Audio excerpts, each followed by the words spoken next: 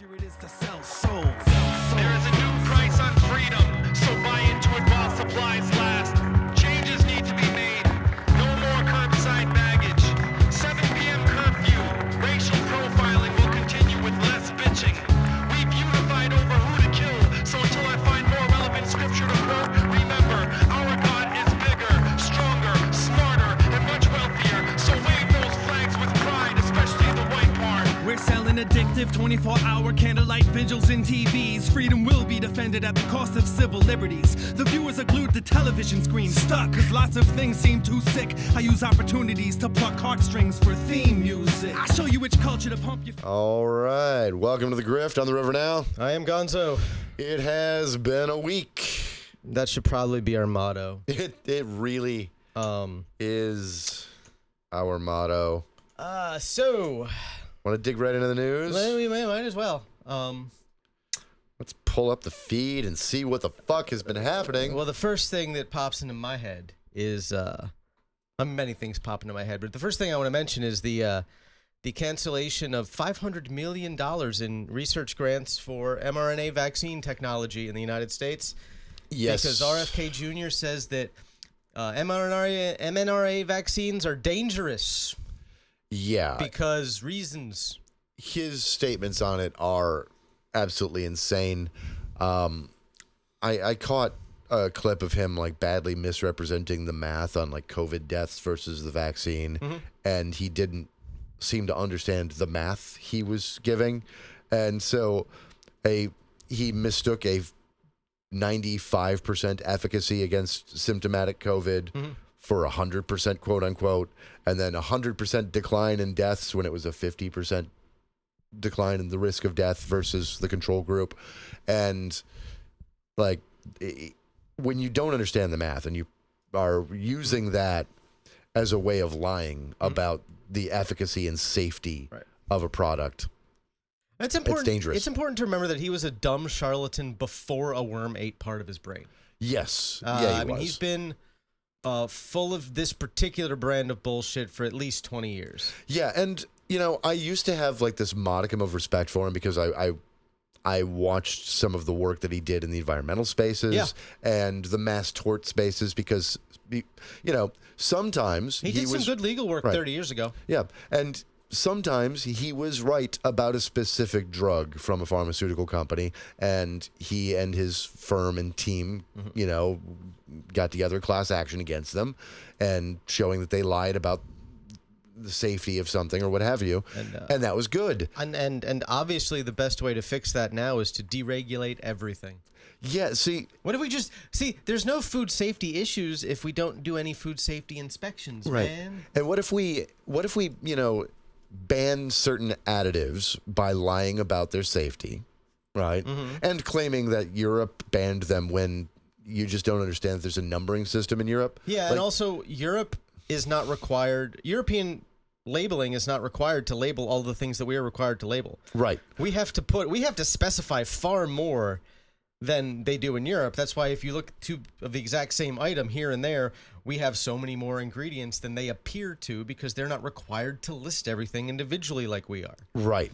And we have some of the best food labeling standards on the planet. And to top that off, though, they have what's called a numbering system for additives, right? And so when you see red 40 here in the U.S., you see red 40. There, it's an E something, right? It's an E, and there's like 400 listed numbers, right? That's what they throw on the label. Yeah. Like, you don't have any way of looking at that and just knowing, right? Unless you have the entire 400 some odd numbers memorized. Yep, and you can look it up. Whereas if I see red 40, I know that is a red food coloring. Right. By the way, again, these additives and food colorings, etc. You know, when you see that, you know, they've caused X, Y, and Z in mice, you know that they gave them a dose that's like 10,000 times the normal dose. And so, yeah, if you ate like a bottle, like drank a bottle of just straight red 40. Because here's the thing. If you give a mouse that gargantuan of a dose and it only has like some health effects, right? You know that at a normal dose, it has essentially zero. Exactly. Like, it's a lot of these studies are about finding out at what level will this thing become toxic, carcinogenic, Because etc.? every single substance on the face of the planet has a point where it becomes poisonous to Yeah. you. And some things are very, very, very mildly carcinogenic, but they're also generally safe and even necessary for the human body, right? Yeah. But if you have too much of it, it can help cause like- cancers. It's like too much cholesterol can cause heart disease, but you also need cholesterol so your brain can exist. Yeah. Like, it's all about balance. Yeah, and his part of the administration, the NIH is doing, and the health department is doing, is dishonest and disingenuous, and they are deregulating supplements more, which fits in with the grift, right? Right. Because Fox News now has the daily segments with the crunchy moms who lie about health, and they're not interviewing actual doctors, or when they do, it's some quack job who's again trying to sell you fucking herbal pills. Yeah. Right. And like the supplements that work actually have like peer-reviewed studies on their efficacy. Yes, they do. Because some supplements do help. There are beneficial supplements. There are beneficial foods. See, it's not like it doesn't exist. I'm not in any way opposed to utilizing alternative medicines that have some peer-reviewed research behind them, right? I am opposed to utilizing that as a replacement for medicine, or as a way of lying about the health and safety of one thing, right? To then pitch and sell something else that is less regulated. And we have no idea. We find heavy metals in these things when the lack of regulation and the lack of safety testing on a lot of supplements, more than half of them on the market may not even contain the ingredients that they claim are in them. That's like all of the herbal male enhancement supplements. I used to get these FDA action alerts when products were removed or recalled. Right. And like, I was like 99 times out of 100 when I got one of those emails, it was some herbal male enhancement supplement. It was like, this just contains 10 times the normal dose of Viagra. Yeah. Like, it's just Viagra at 10 times the normal dose. And Viagra at the normal dose can cause problems. They if wind you're not up careful. lying about the ingredients, throwing in an actual drug, and not telling you. And that's what they're doing. A lot of these are mass-produced overseas in factories with no quality control whatsoever. Right.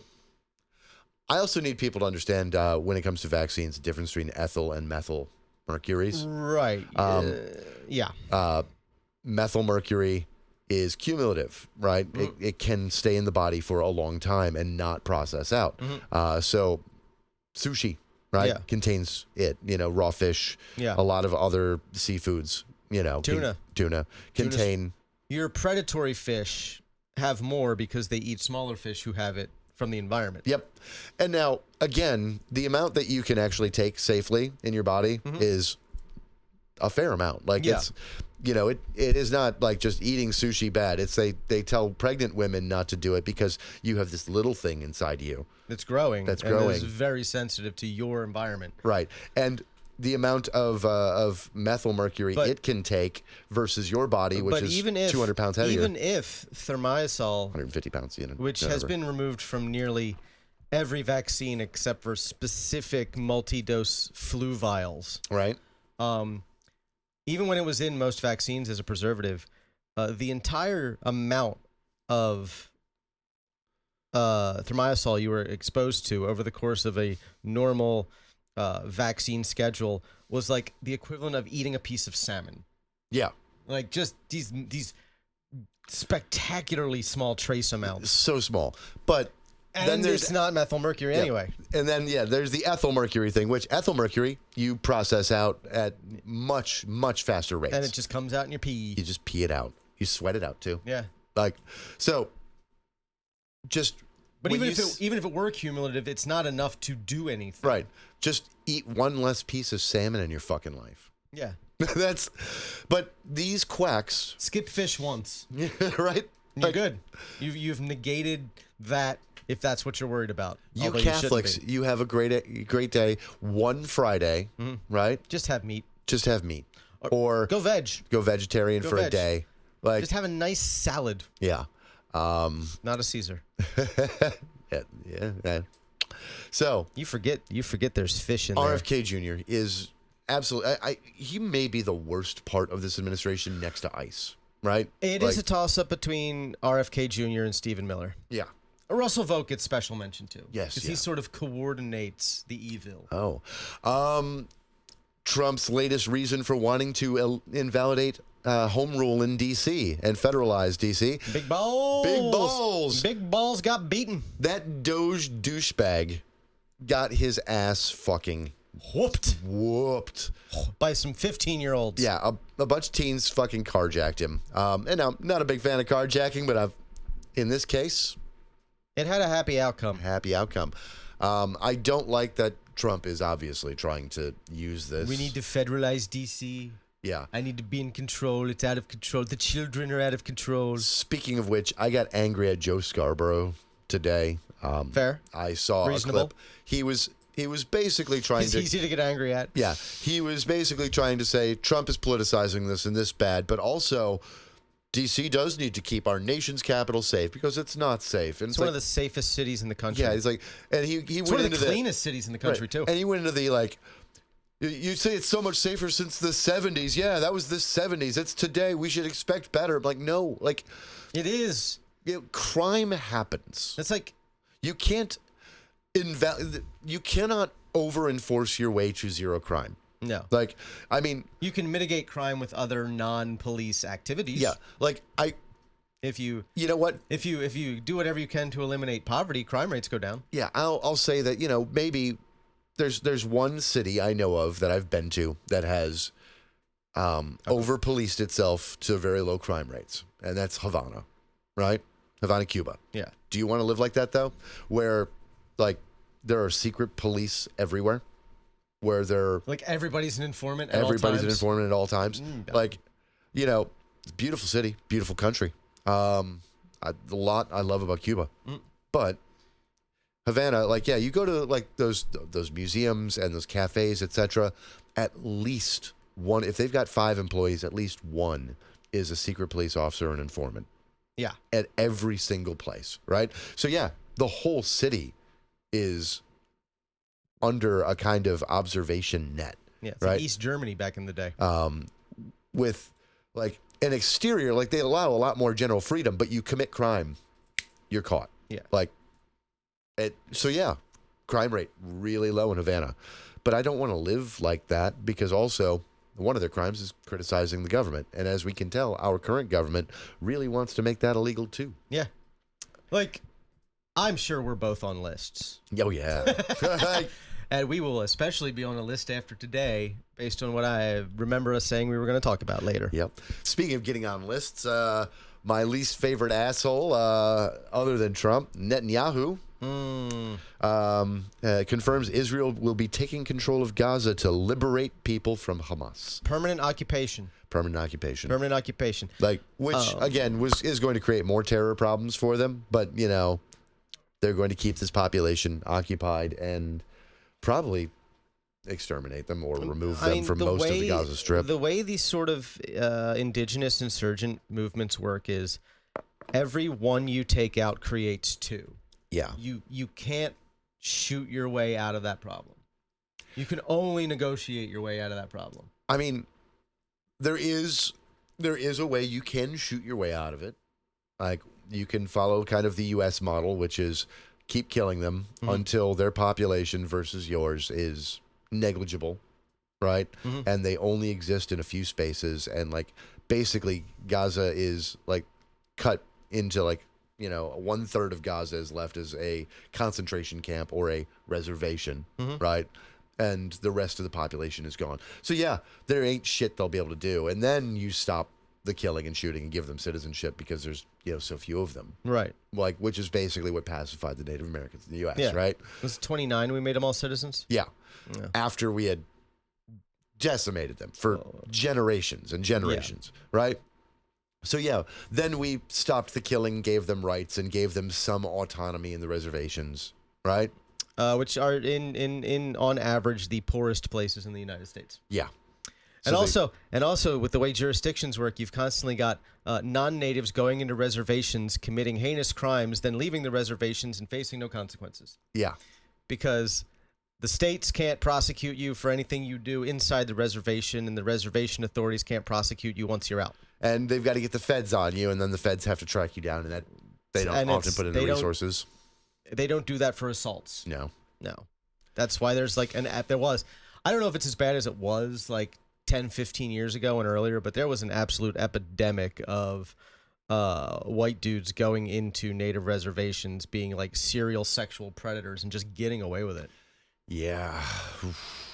Just violent, and I mean violent serial sexuals, like violent. Yeah. Like more violent than you think violent. Speaking of which, if you ever get a chance, watch Killers of the Flower Moon. Yeah. I meant to watch that. Never got around to it. It's true story, which is the fucked up part, about a town that had basically conspired, a handful of rich people in a town conspiring to take the mineral rights away from Native Americans who owned them legally, like by killing off their family members and like having white men marry into the families. And yeah. And using lawfare to take it away because they were granted all these mineral rights. I mean, it is important to remember that both Nazi Germany and the current Israeli government learned everything they know by watching us. Good point. Now,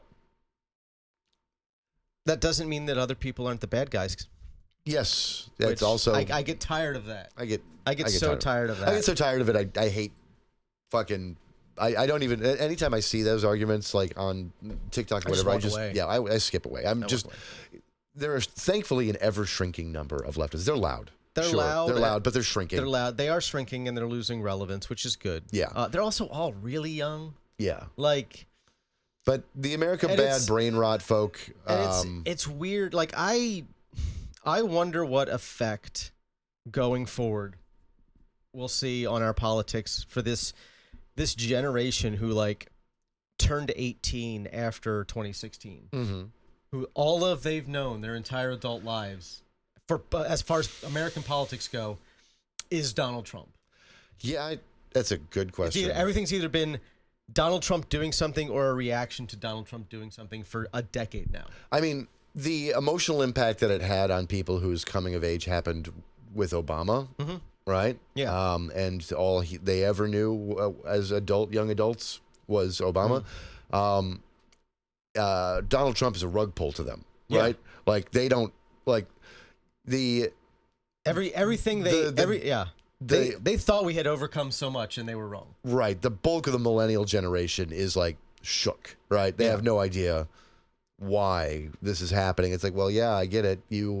Your first presidential election you could vote for was Obama, right? And I mean, that's kind of been the story of this entire century so far, because my first presidential election was in 2000. Yeah, same.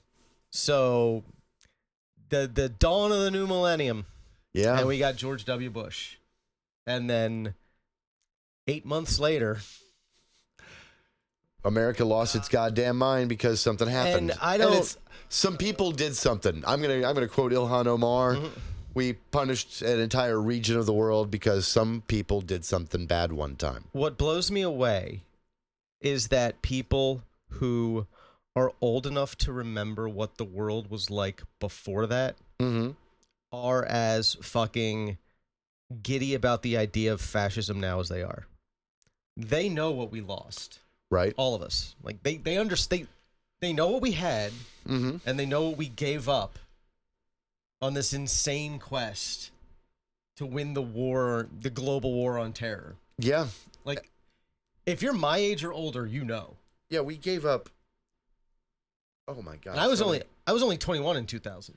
We gave up so many individual freedoms because before 9/11, we had a government that was at least quasi-skeptical about like utilizing technology for surveillance, right? And it was very, I mean, outside of like the people were not fans. Yeah. right? And like nobody on either side of the aisle was a fan of like, say, if the NSA was like doing surveillance, Right. like on a large scale. And we all had an idea that these things were happening, but they never would admit to it. They wouldn't use it for anything other than tracking down fucking somebody on the other side of the world. And if it was found out, people lost jobs. Yeah. People were kicked out of government. People were drummed out of the intelligence services if they were found to be doing these things. You could theoretically be prosecuted. Yeah. Like we were to like the Patriot Act through the 90s. A lot of people overblame the Patriot Act as if it was this evil monster and it was a evil terrible monster. Piece of legislation. Terrible piece of legislation. And a lot of people think that that's like the cause of all of our problems. It's not, but it did change the dynamic between the federal government and the individual citizens and how much it could interrupt our individual lives, right? In a way that hadn't happened since the rise of prohibition and the FBI and the DOJ, right? Right. Like that it created a new allowance to surveil us, to utilize digital tracking systems, a variety of case law about protecting America and American interests and keeping us, quote unquote, safe, that eroded our constitutional rights more than it had. That like we were on a trend upwards in growth in those things, and it took it away, right? And stalled our growth. And since then, case after case has weakened our constitutional rights. And that's only snowballed in the last 10 years. Yeah. I mean, we're at this stage now where people, are opposed to the Miranda ruling because he was both an undocumented immigrant and a rapist. And it's like, yes, that you guys don't seem to understand the principle, the core American principle behind that, which is that everyone here deserves legitimate due process and a legal system that affords them all of their rights. What blows me away no is matter the crime or their legal status. Basically everyone has had some interaction, even if it was very small, with the legal system that has informed them on a personal level that the system is not perfect. Right. All of us. Every single solitary individual has had some interaction with the legal system where it's like, this is fucked up. Yeah. This is broken. And it can be as small as something about a ticket or a civil fine or... And unless you believe it is inherently incapable of making a mistake, you need Miranda protections. You need due process. You need habeas corpus. But the way that these assholes will talk about it is as if it's incapable of making a mistake, even though I know that they have had their own experiences with it. And then part of the problem is we treat arrest as conviction. Yeah. Like if you are arrested for a crime, the baseline assumption of the overwhelming majority of Americans is that you necessarily must have been guilty of the crime, even if a crime wasn't actually committed. Right. And again, a foundational basis of our legal system, both on a moral principle and structured in the law, is that we are innocent until proven guilty. And an arrest is not proof of guilt. No. An arrest is the beginning of that process. Right, because we Right? have a situation now where a police officer can stop you for an illegal reason and can legally arrest you for resisting arrest when they illegally tried to arrest you. Correct. Because resisting an illegal arrest is illegal. Yep. Or interference with the lawful whatever of a government official. Yeah. That's I see it all the time. I watch these videos with these judges, right? And you will see people charged with this shit for like the cops manhandling them multiple times, and they went a little bit stiff. Yeah. Right? They didn't immediately you don't just Gumby and like, oh yeah, you can just... If a cop punches you in the face and breaks a knuckle, you have injured an officer. Yeah, you could be charged with assault for that. And I've seen it happen. Your face shouldn't have done that to their hand. And so we should constantly be skeptical of arrests, of the government, of the state, of the narratives given by law enforcement. Like, this is a no-brainer because it's so common. And I'll say this is a problem that is almost exclusively you find in white people. I don't see a lot of, I don't see many black dudes making excuses for the cops. No, it's Like, rare. they are it is few very and far rare. between. You'll see it sometimes, but like And the guys who do are like Uncle Ruckus grifters. yeah, it Like, is not they're common. They're Clarence Thomases. Yeah, you get that like the one uncle in an entire black family that's like that sometimes. That's you don't see it often. The person I'm talking about has since realized that they were mistaken. Okay. But we know somebody who has been arrested multiple times over the course of her lifetime. Okay. And has based on what she has said about how the cops treated her in certain instances, it was police brutality, like unambiguous police brutality. And until recently, if you were to bring that up, her response would be, well, I deserved it. Wow. Yeah. Now, her story has since changed since her most recent incident that involved law enforcement. But yeah, up until like even as recently as a year ago, like she would have been like, no, I deserve that. I had that coming. Wild. And that's something that I've heard from many white people who have been arrested, who have been faced legitimate, unwarranted police brutality. And they'll just be like, no, I deserved it. I had it coming. It's crazy. It's crazy. You don't have it coming. Yeah. Like no one has that coming. Like you just don't. Obviously I'm an outlier, but I believe that most police interactions with civilians are illegitimate. Like I think that the police should be predominantly focused on violent crime. I think that traffic enforcement is something that they should be highly constrained in. I think that they shouldn't be allowed to just grab people because they match us a description unless there's a little bit more to it. I don't think most interactions with law enforcement are legitimate on a philosophical, moral, or even legal sense. I think that I think if you're going to have traffic enforcement, say, out there in the world, the car itself should be filming the entire breadth of the roadway the entire time that officer is on the road. Yeah. And that the only instance when you should be pulling people over is when there's like obvious, unambiguous, dangerous, reckless driving. Right. Like when you see somebody doing something like going the wrong way down a one-way street, or, if somebody's doing like twice the speed limit in a residential zone.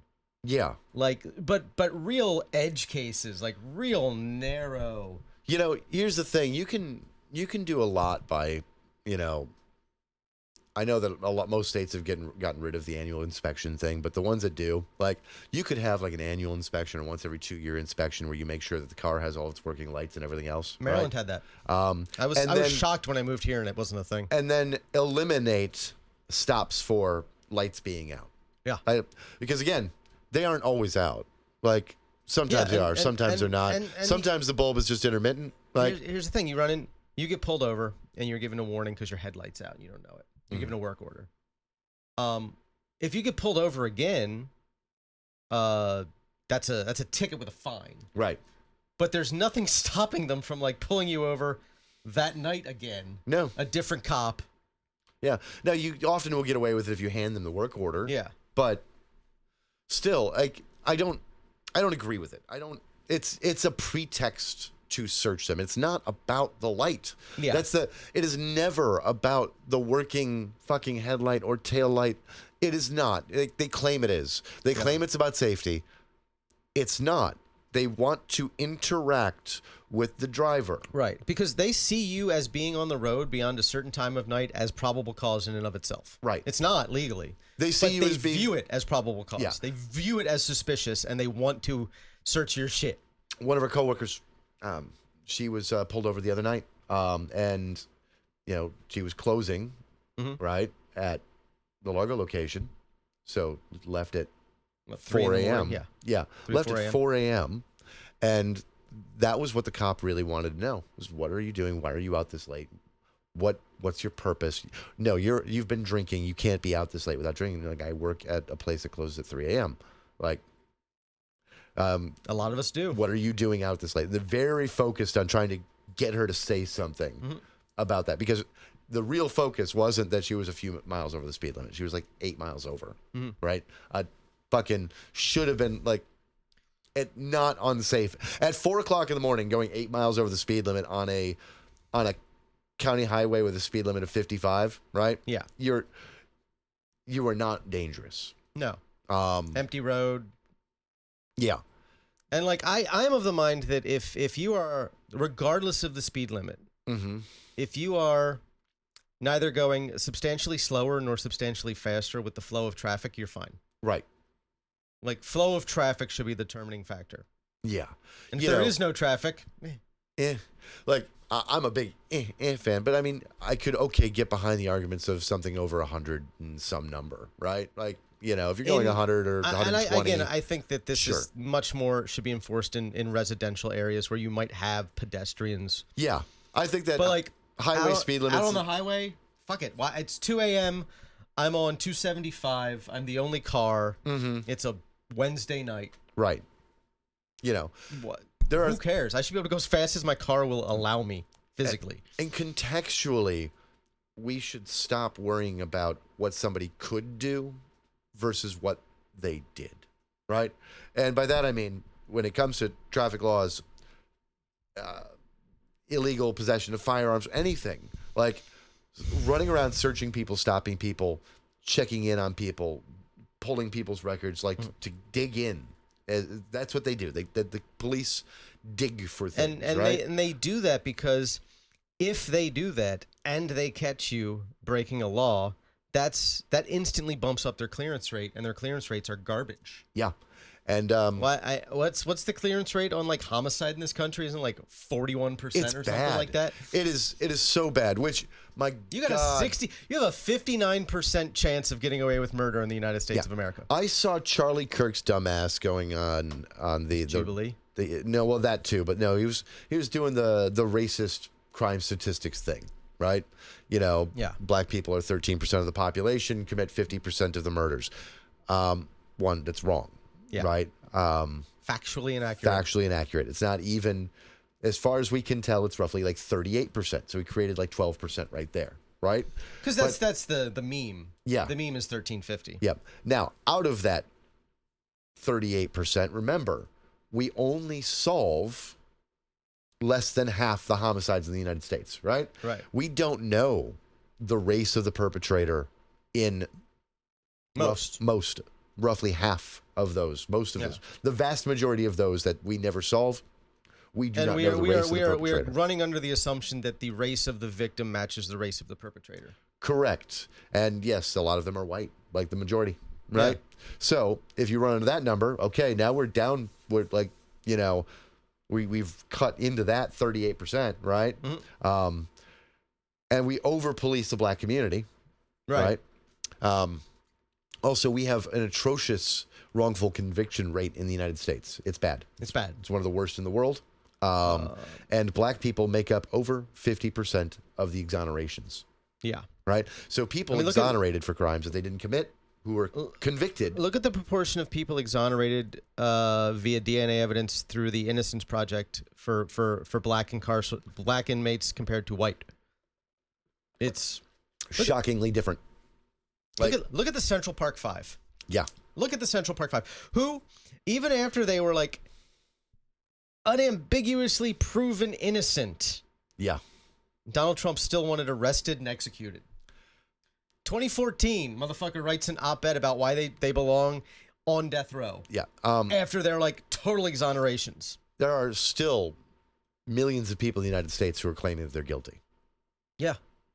Well, we saw it on the news. Yeah, in 92? Yeah, they were exonerated. They were proven to be innocent. Another person confessed, and then DNA evidence proved they were innocent. Yeah, and DNA evidence proved the guy who confessed did it. Yeah, and the case was a railroad from the beginning. Yeah, like they found 5 black kids. Yeah, and now if there's any evidence at all, it's that I think like 1 or 2 of them may have been near the person or stolen her backpack, right? After they found it. That's... Of all the evidence that actually existed out of that 5, right? Like 2 of them have like tangentially were nearby. Exceptionally circumstantial evidence. And one of them might have stolen property that was like found nearby, like taken property from her, right? And one of them was committing a mugging somewhere else, so they couldn't have done it. Yeah. Like, yeah, like, you know, which again, not good. Not good, right? but it was also like we were at the peak of our crime rates in this country. Yeah. Like And was it? What year was it? 90. Early 90s, somewhere in there. And yeah, being young and black in New York, you're broke. Like, of course, you're like lots of people are committing crime. I'm not saying, of course, you're committing crime. I'm saying a lot of people were committing crime because the number one predictor for crime, socioeconomic status. Yeah. Like, you want to eliminate crime, eliminate poverty. yeah, you know, you won't get rid of all of it. No, but you'll get rid of all of the crime that's economics based, which is most crime. Yeah. You won't get rid of like crimes of passion, but they're also like the easiest to solve. Right. Like you lose your shit and murder your spouse, you are probably going to be caught. Exactly. Like those are the cases we solve. Yeah. So we can catch those ones. Sure, there will be some people who like doing crime because they like doing crime. Like, yeah, and they exist. those people will eventually be caught. Yeah. For something, because there's no such thing as a perfect criminal. Right. So, but you address the socioeconomic conditions and you'll watch crime rates plummet, which is basically what we saw from the 90s, right? Yeah. Like the economics of finally addressing like redlining and blue lining and having strong equal opportunity laws, right? Mm-hmm. Paired with a growing economy and a booming growth in the economy, it's right? You put those pieces together and eventually you start seeing crime like at the correlating directly with a strong correlation, not a correlation because they match on the graph, but like you can actually measure it. Yeah. You see a correlation between declining poverty and declining crime rate and declining racial issues all at the same time because and outside of a couple of very small spikes, the violent and property crime rates in this country have been just falling off a cliff for 30 years. yeah. And Since like 90, was it peaked in 93? yeah, peaked in 93. You get a spike again in 2001, 2002. Not a big one, but, you know, post 9/11, like, in a weird moment. We had a spike in hate crimes. Yeah. I remember that. The '08 crisis. Yeah. Which, again, Economic turmoil. turmoil. Poverty. And I don't... We still haven't recovered from it. No, we haven't recovered from it. And look, I hear a lot of very valid complaints about their economic status from Gen Z. Mm-hmm. I watched what happened to millennials in 08 and 09. Right. Like, multiple generations have faced these. Like, all right, I was 22 when 9/11 happened. Yeah. That fucked shit up. Yeah. 2008. I was 28. That fucked shit up. Yeah. Like, COVID fucked shit up. Like, yeah, I was able to buy a house at the end of like the 08 crisis, right? Yeah. But I spent 2 years like bouncing between shitty job to shitty job, and like I lost a good job, and like my economic status like declined. But then housing values going down 40% allowed me and my wife to buy a house. Yeah. My entire adult life has already seen the beginning and ending of 3 financial crises. Yeah. And we're Going at the into beginning of another a one. 4th. Yeah, It's probably going to be the worst. it could be. Like, we don't know whether or not this is either going to be the worst or a big stale drag. Like trying to boat with an anchor. Now, you know what I mean? Like, The fact that he's so non-committal and he flip-flops and that taco is a thing, yeah. like, that's going to mitigate the problem some. Right. That's Just because people are going to be like, what speaking the of which, fuck ever. tariffs go into effect today. Tariffs go into effect today. Yeah. Yay. So tariffs are going into effect today. But we are right now, as of what has happened so far, if nothing changes and everything just stays as roughly stable as it is, and we have a bounce back from the tariffs, we have created enough economic drag to roughly have every American household burn $1,000 a year in lost GDP for forever. Right? Forever. An annual, like, We're $1,000 behind where we would be forever. yes. And now, obviously, the distribution of that doesn't always go to every household, but that is the rough equivalent of that, No, right? I mean, there are people who are going to be so financially destroyed by what's coming, they literally die.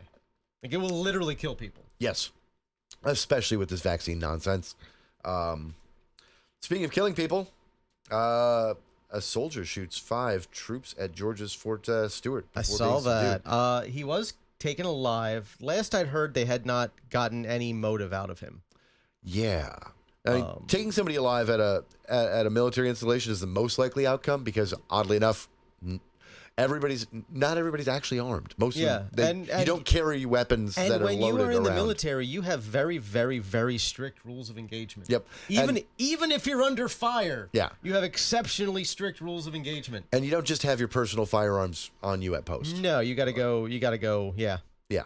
So You got to go get them. You don't just wander around fucking armed to the gills. Yep. And it's at least when I was in, it was illegal to have your guns in your in your barracks, right? Like if I you owned believe it, that's still the case. Yeah. If you owned guns, you couldn't have them in the barracks. Because again, on the one hand, you could argue, well, it makes them unsafe. On the other hand, you do understand that soldiers go through a lot of psychological trauma. And it's suicide prevention, right? More than anything else. It's suicide prevention, but it's also a way of making sure that incidents like this, where 5 shot, isn't something that just happens regularly. Because you have every soldier armed, I can guarantee you. And it's that also somebody's going to lose also, their shit. It's 5 shot and not 50. Yeah.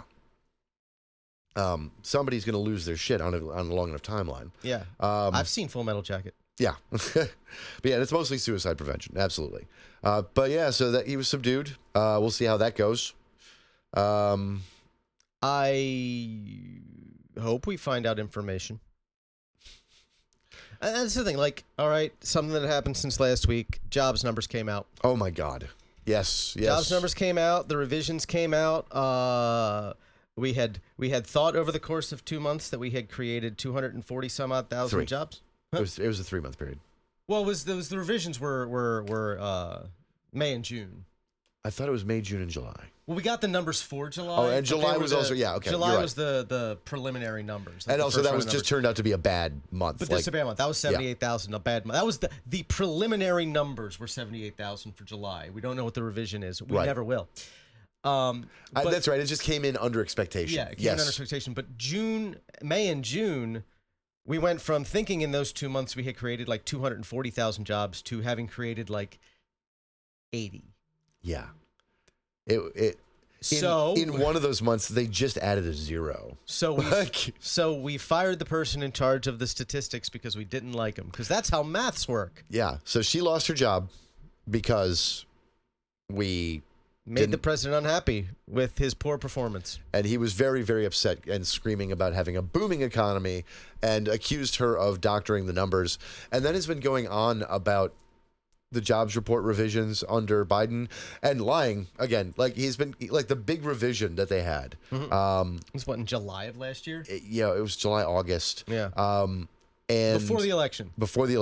He's claiming it was after. Right? It was the largest revision. He said it was in November, but it wasn't. It was the largest revision in history, but it was over the 6-month period beforehand, not month to month. Month to month. And it was, some months were revised much higher, others much lower. It was also during the biggest boom that we'd had in 50 years, right? So we saw 48 consecutive months of job growth or something like that. So that doesn't happen. Yeah, so finding out that you're off by 750,000 or just a little 80% of a million. And we had months where we were making we were creating 1 million jobs. Right. In a month. Yeah. So the fastest rate of job growth in U.S. history, or at least in over 50 years. Yeah. We were experiencing, I think it was in history. So it was at least since the end of World War II. Yeah. And so we were seeing that. And then, yes, we had a revision.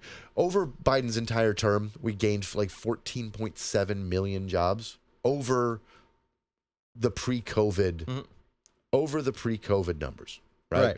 That's key.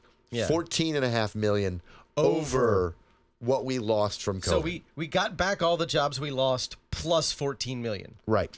And then in the middle, and that is after a revision where they were we were off, we overcounted by 800,000.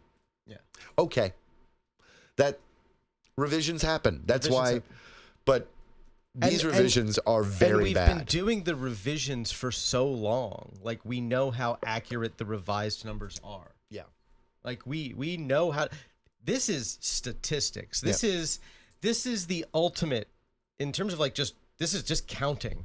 And now, here's the other thing. If we've got actually, out of our listeners that we know, right, the listeners that we do know of, about half have high-end professional jobs, right? Right. So, the big cause for this revision, aside from the immigration numbers, right, Yeah. and a lot of volatility in small businesses, because post-COVID, like, a lot more small businesses popped up, and now a lot of them are failing, right? So that kind of skews the numbers. But the biggest block of it was government jobs, okay? Yep. And here's why. The government is always late, sometimes up to like 6 months in reporting their jobs numbers, right? And their hiring and firing.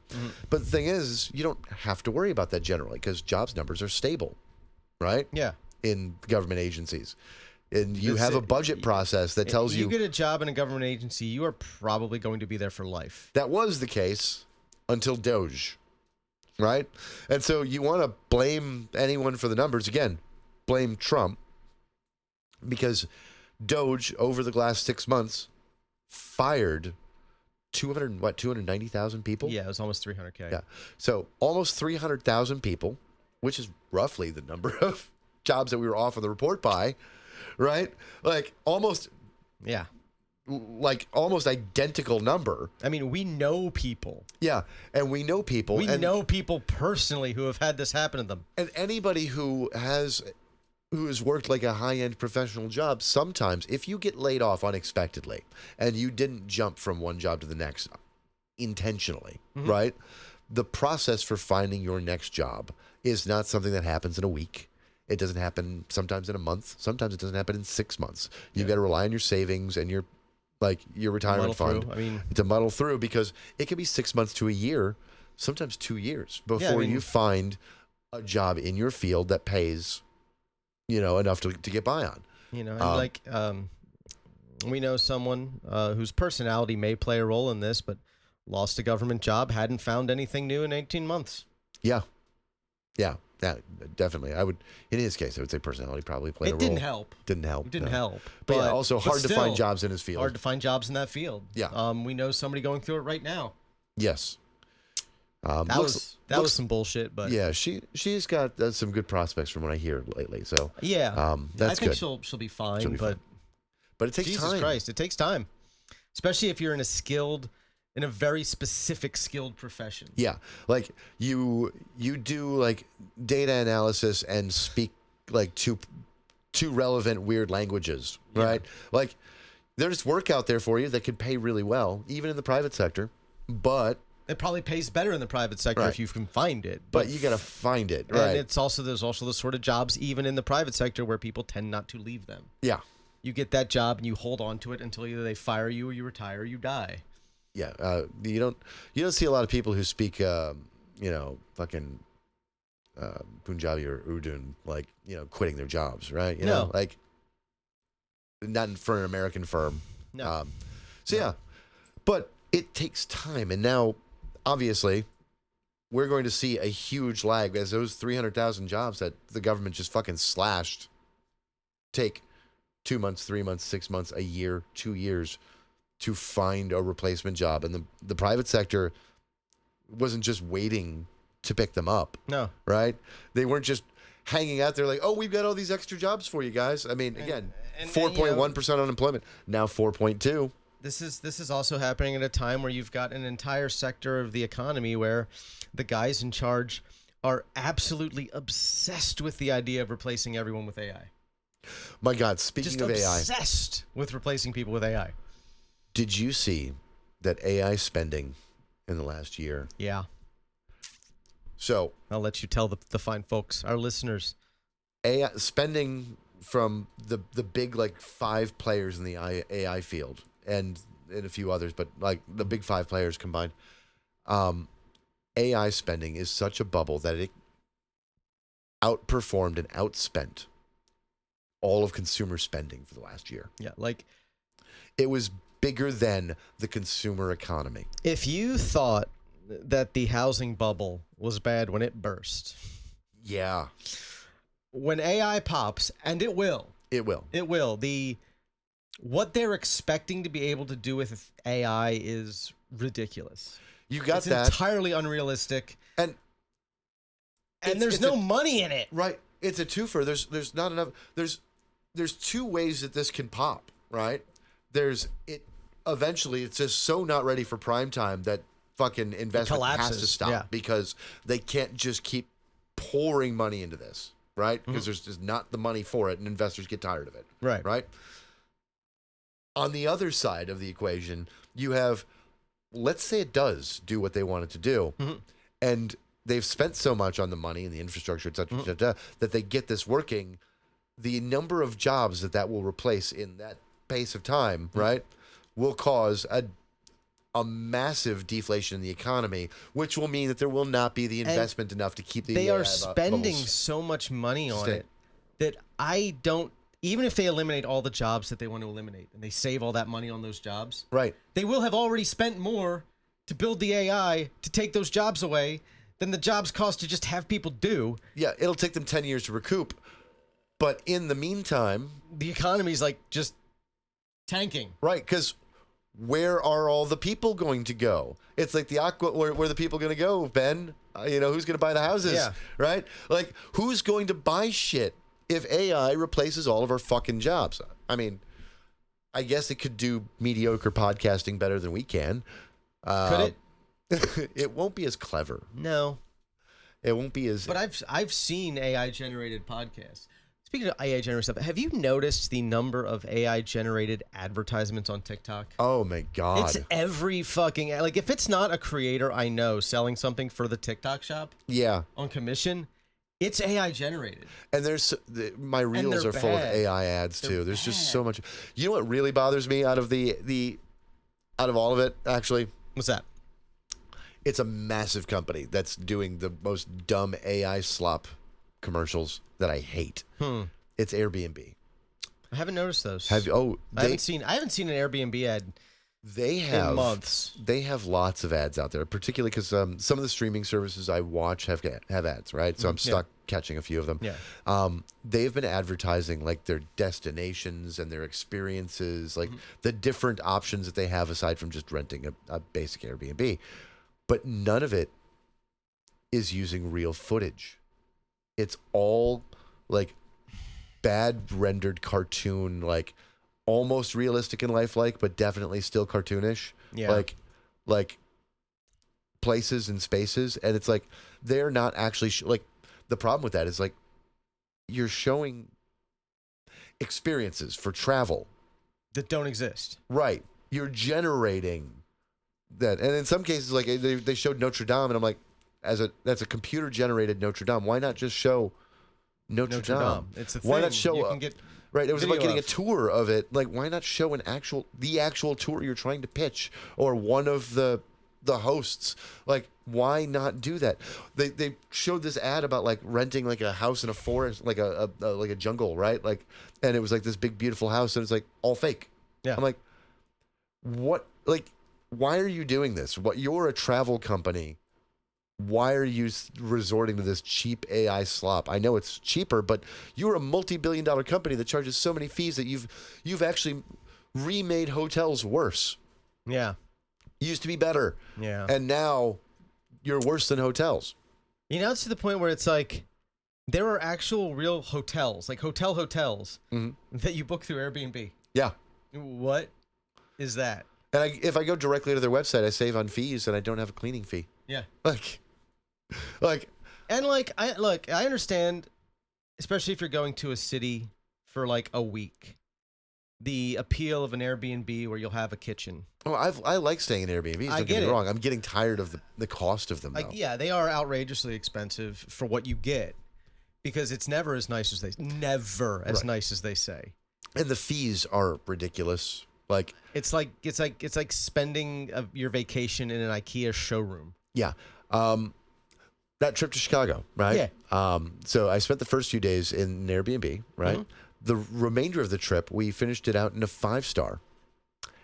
The per night after accounting for the fees, was like identical. Yeah. Like for me, staying in a 5-star. We spent the entire time in an Airbnb, but we were also there less than you. We weren't there as long as y'all were. Yeah, I was there 8 days. Right? Yeah, I think we were there 4, Yeah. 3, half the time you were. Yeah, or so less.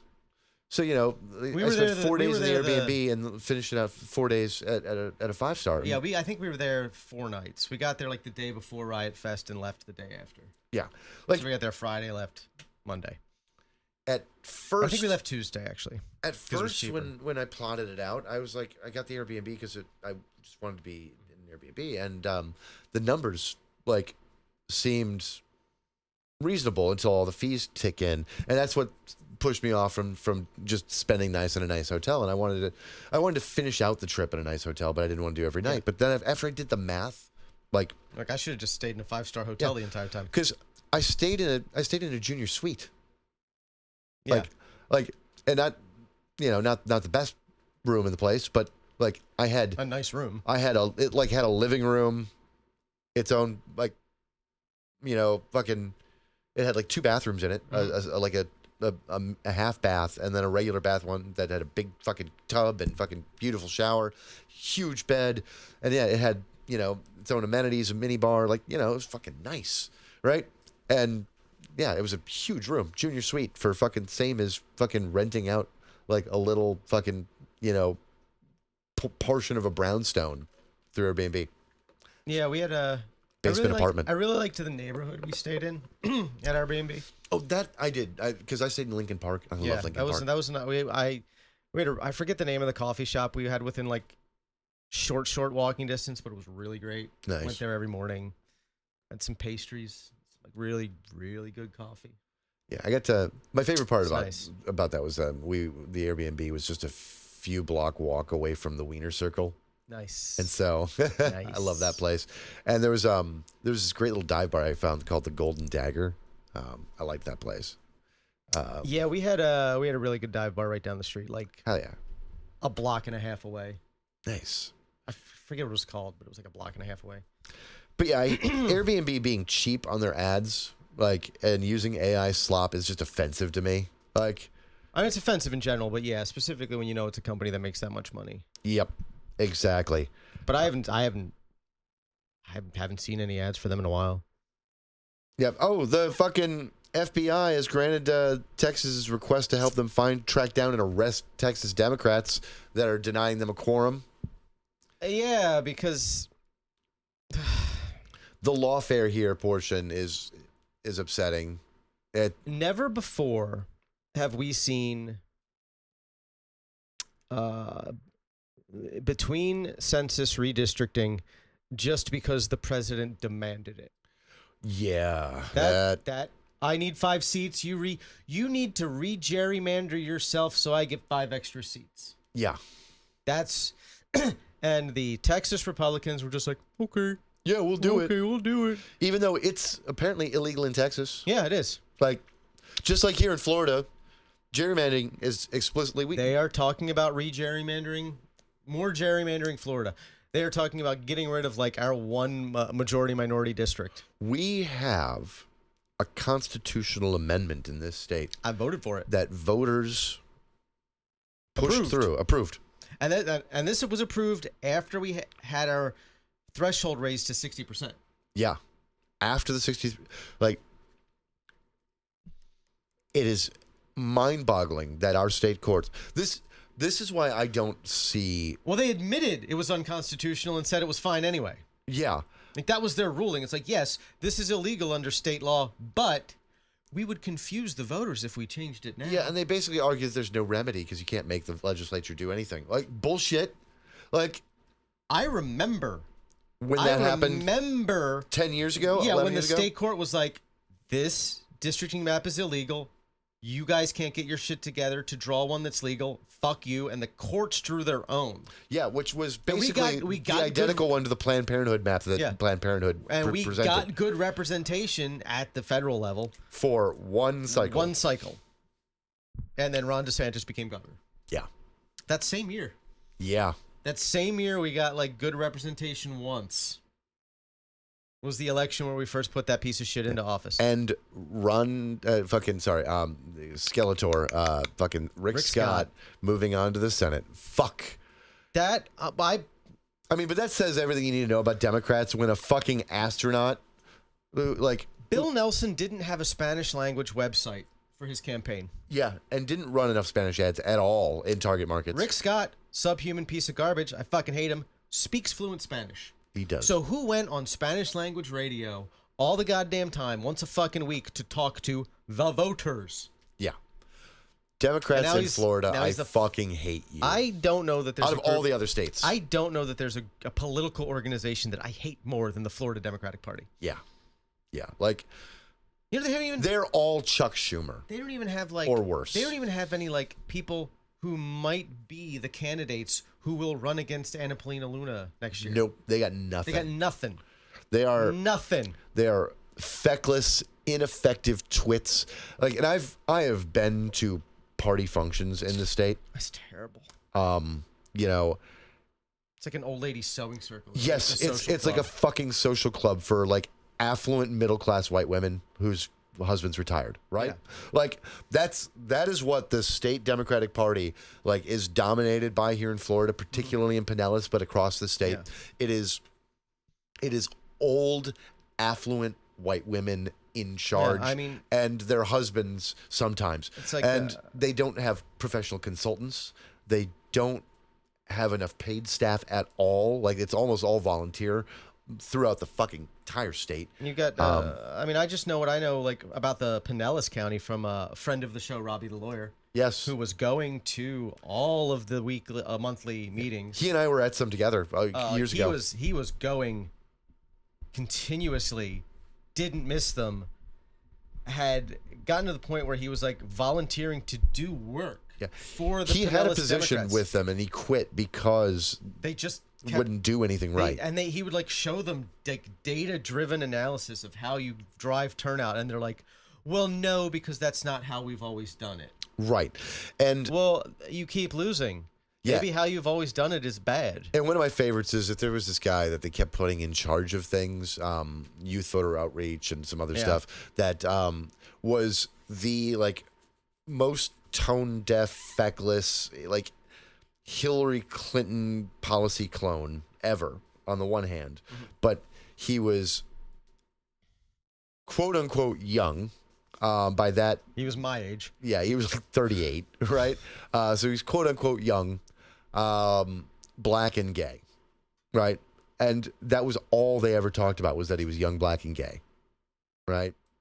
Was he good at his job? And he, you know, he's young, black, and gay, and he's got some real good ideas. What are his good ideas? Well, you know, see, there's this third way.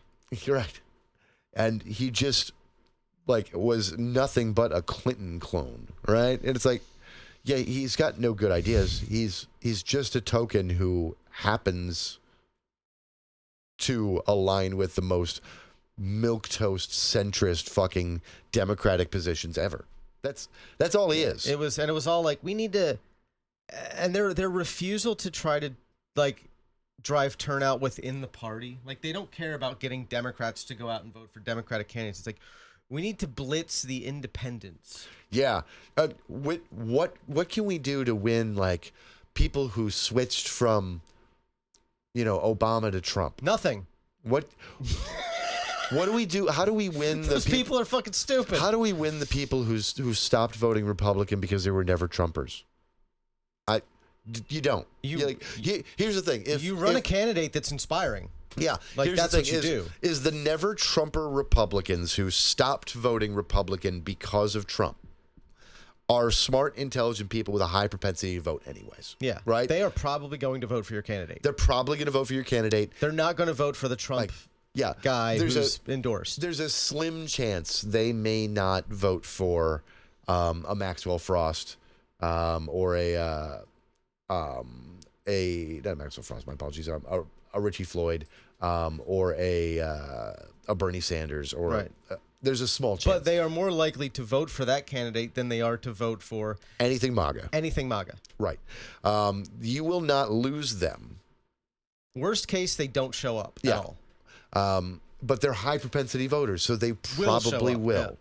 And So- a lot of them have reached the point where they just see a D and vote for it. Mm-hmm. Like they don't. And they yeah. just not Trump, not Trump, not Like, Trump. it's going to take a lot to lose the never Trumpers that left the GOP. Because they left for a reason, and a good reason. And a very good reason. You don't have to appeal to them. No. Like, they may Not not being Trump is the appeal to them. Yeah, they may not like everything you say and do. They may not like your policies, but they're going to like you over the other guy already. And they're high propensity voters. And they also fundamentally understand that even if they disagree with you, you believe in what you are saying for good reasons. Right. Like they know that like even if they don't disagree with how you think a given issue should be tackled, that you have a good faith desire to do something about it. Yes. They understand that. And they understand that everything that's not MAGA can be negotiated with. Yeah. Like everything that is not MAGA, you can compromise with. You can compromise with, you can negotiate with, you can have a good faith dialogue, right? If we had like 800 candidates across the United States between the House, the Senate, different fucking state races that were all Zohan Mamdani, right? 800 of them out there right now. You know, half of them wouldn't win, sure, right? But so you got 400 that win various positions across the country. Mm-hmm. They're still not going to have all the levers of power. No, right? They're going to have to compromise. Yep, they're going to have to compromise. So they could be as extraordinarily extreme in the Overton window of American politics as we consider that. Which is center-left. The center-left.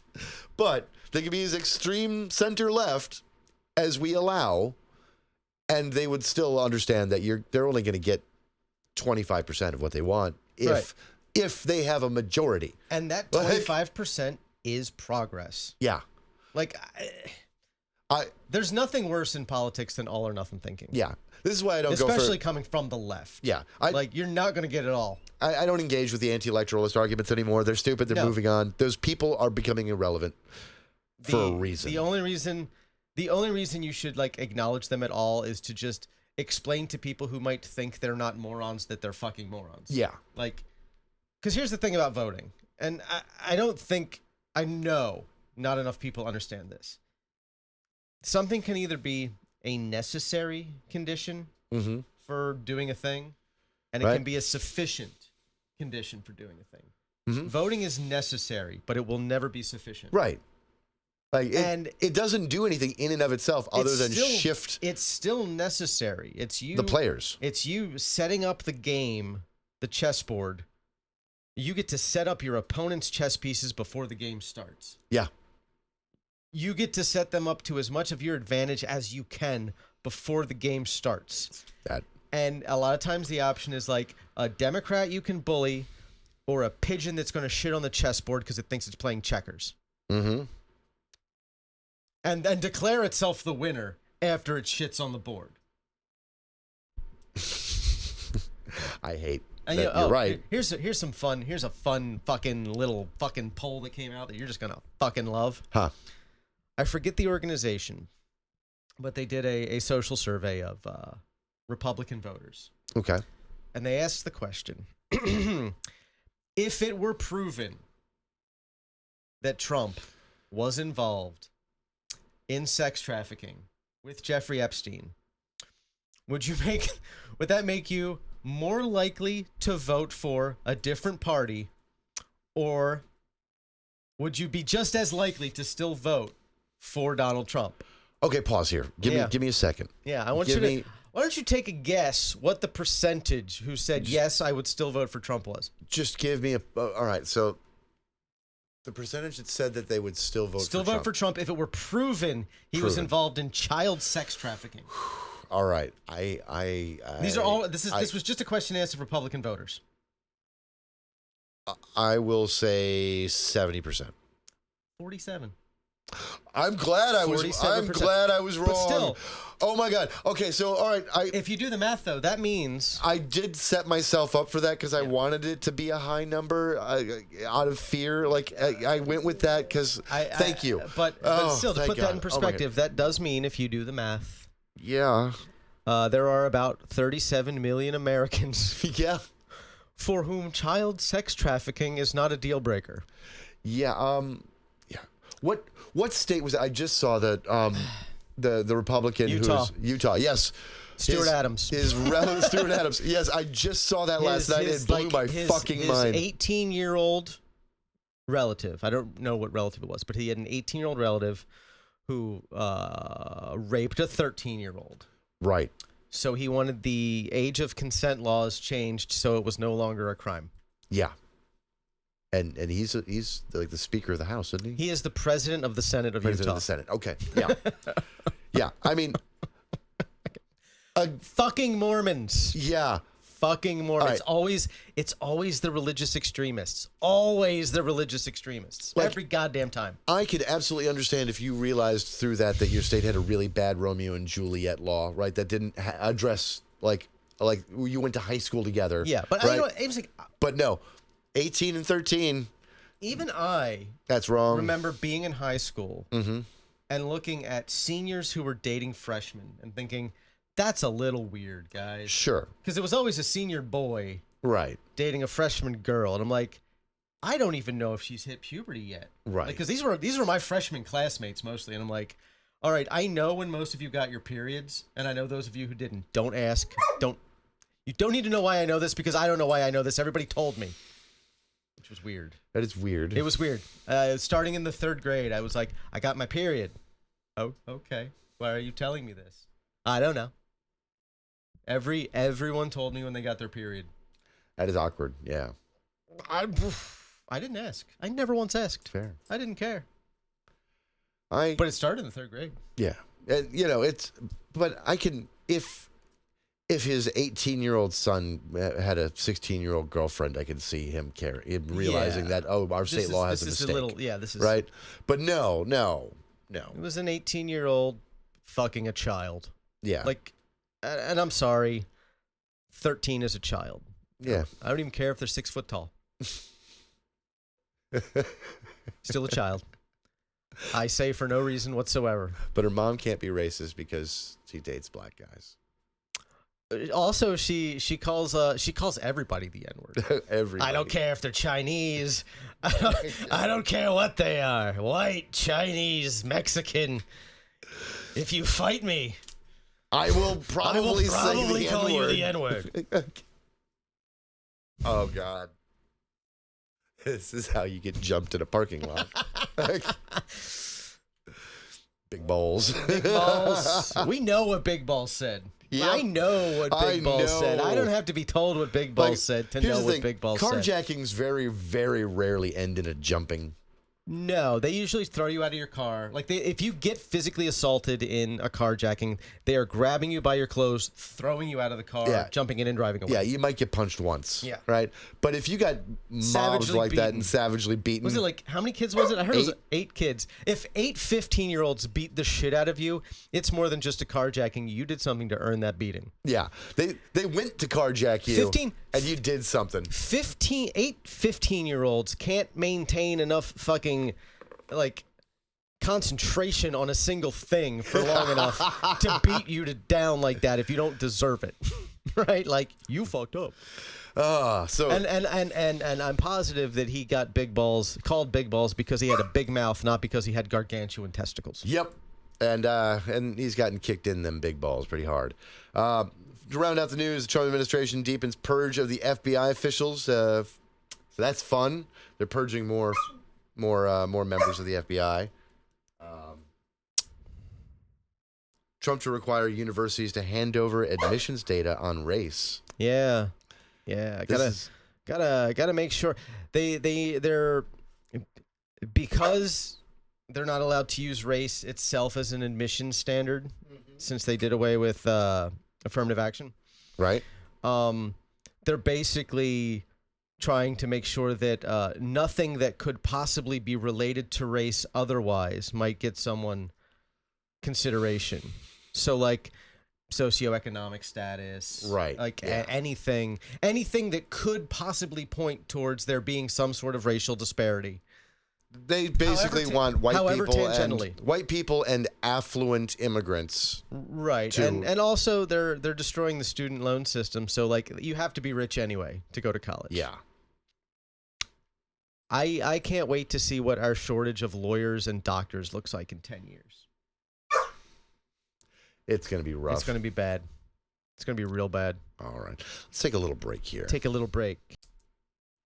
Oh, so while you were outside, I received official confirmation that the Speaker of the Florida House has announced that we are creating a redistricting commission to redistrict before the 2026 midterm elections. Holy shit. Which, of course, that won't confuse the voters at all. No, Changing no. their districts. I mean, I can't imagine that they will more aggressively gerrymander us. No, it'll be Like, hard. It'll. I don't think you could. Like, they wouldn't gerrymander Annapolis and Luna's district out of existence. Right. Which is, if you tried to redistrict us, you would necessarily do. Yeah, they had to cut out all the... Every black and gay household was cut out of the fucking district, like to a fucking address. Right. Like they focus heavily on like cramming into our district like the beaches and the weird rich white people in the middle of the county. Yeah. Right. Like so like It used to just be the county yeah, it used to for be one beautiful election cycle. which was pretty much the right map back then. Yeah, there's no reason why living in St. Pete, Florida, I should be in a district that includes South Tampa across the bay. Yeah. It, Shouldn't happen.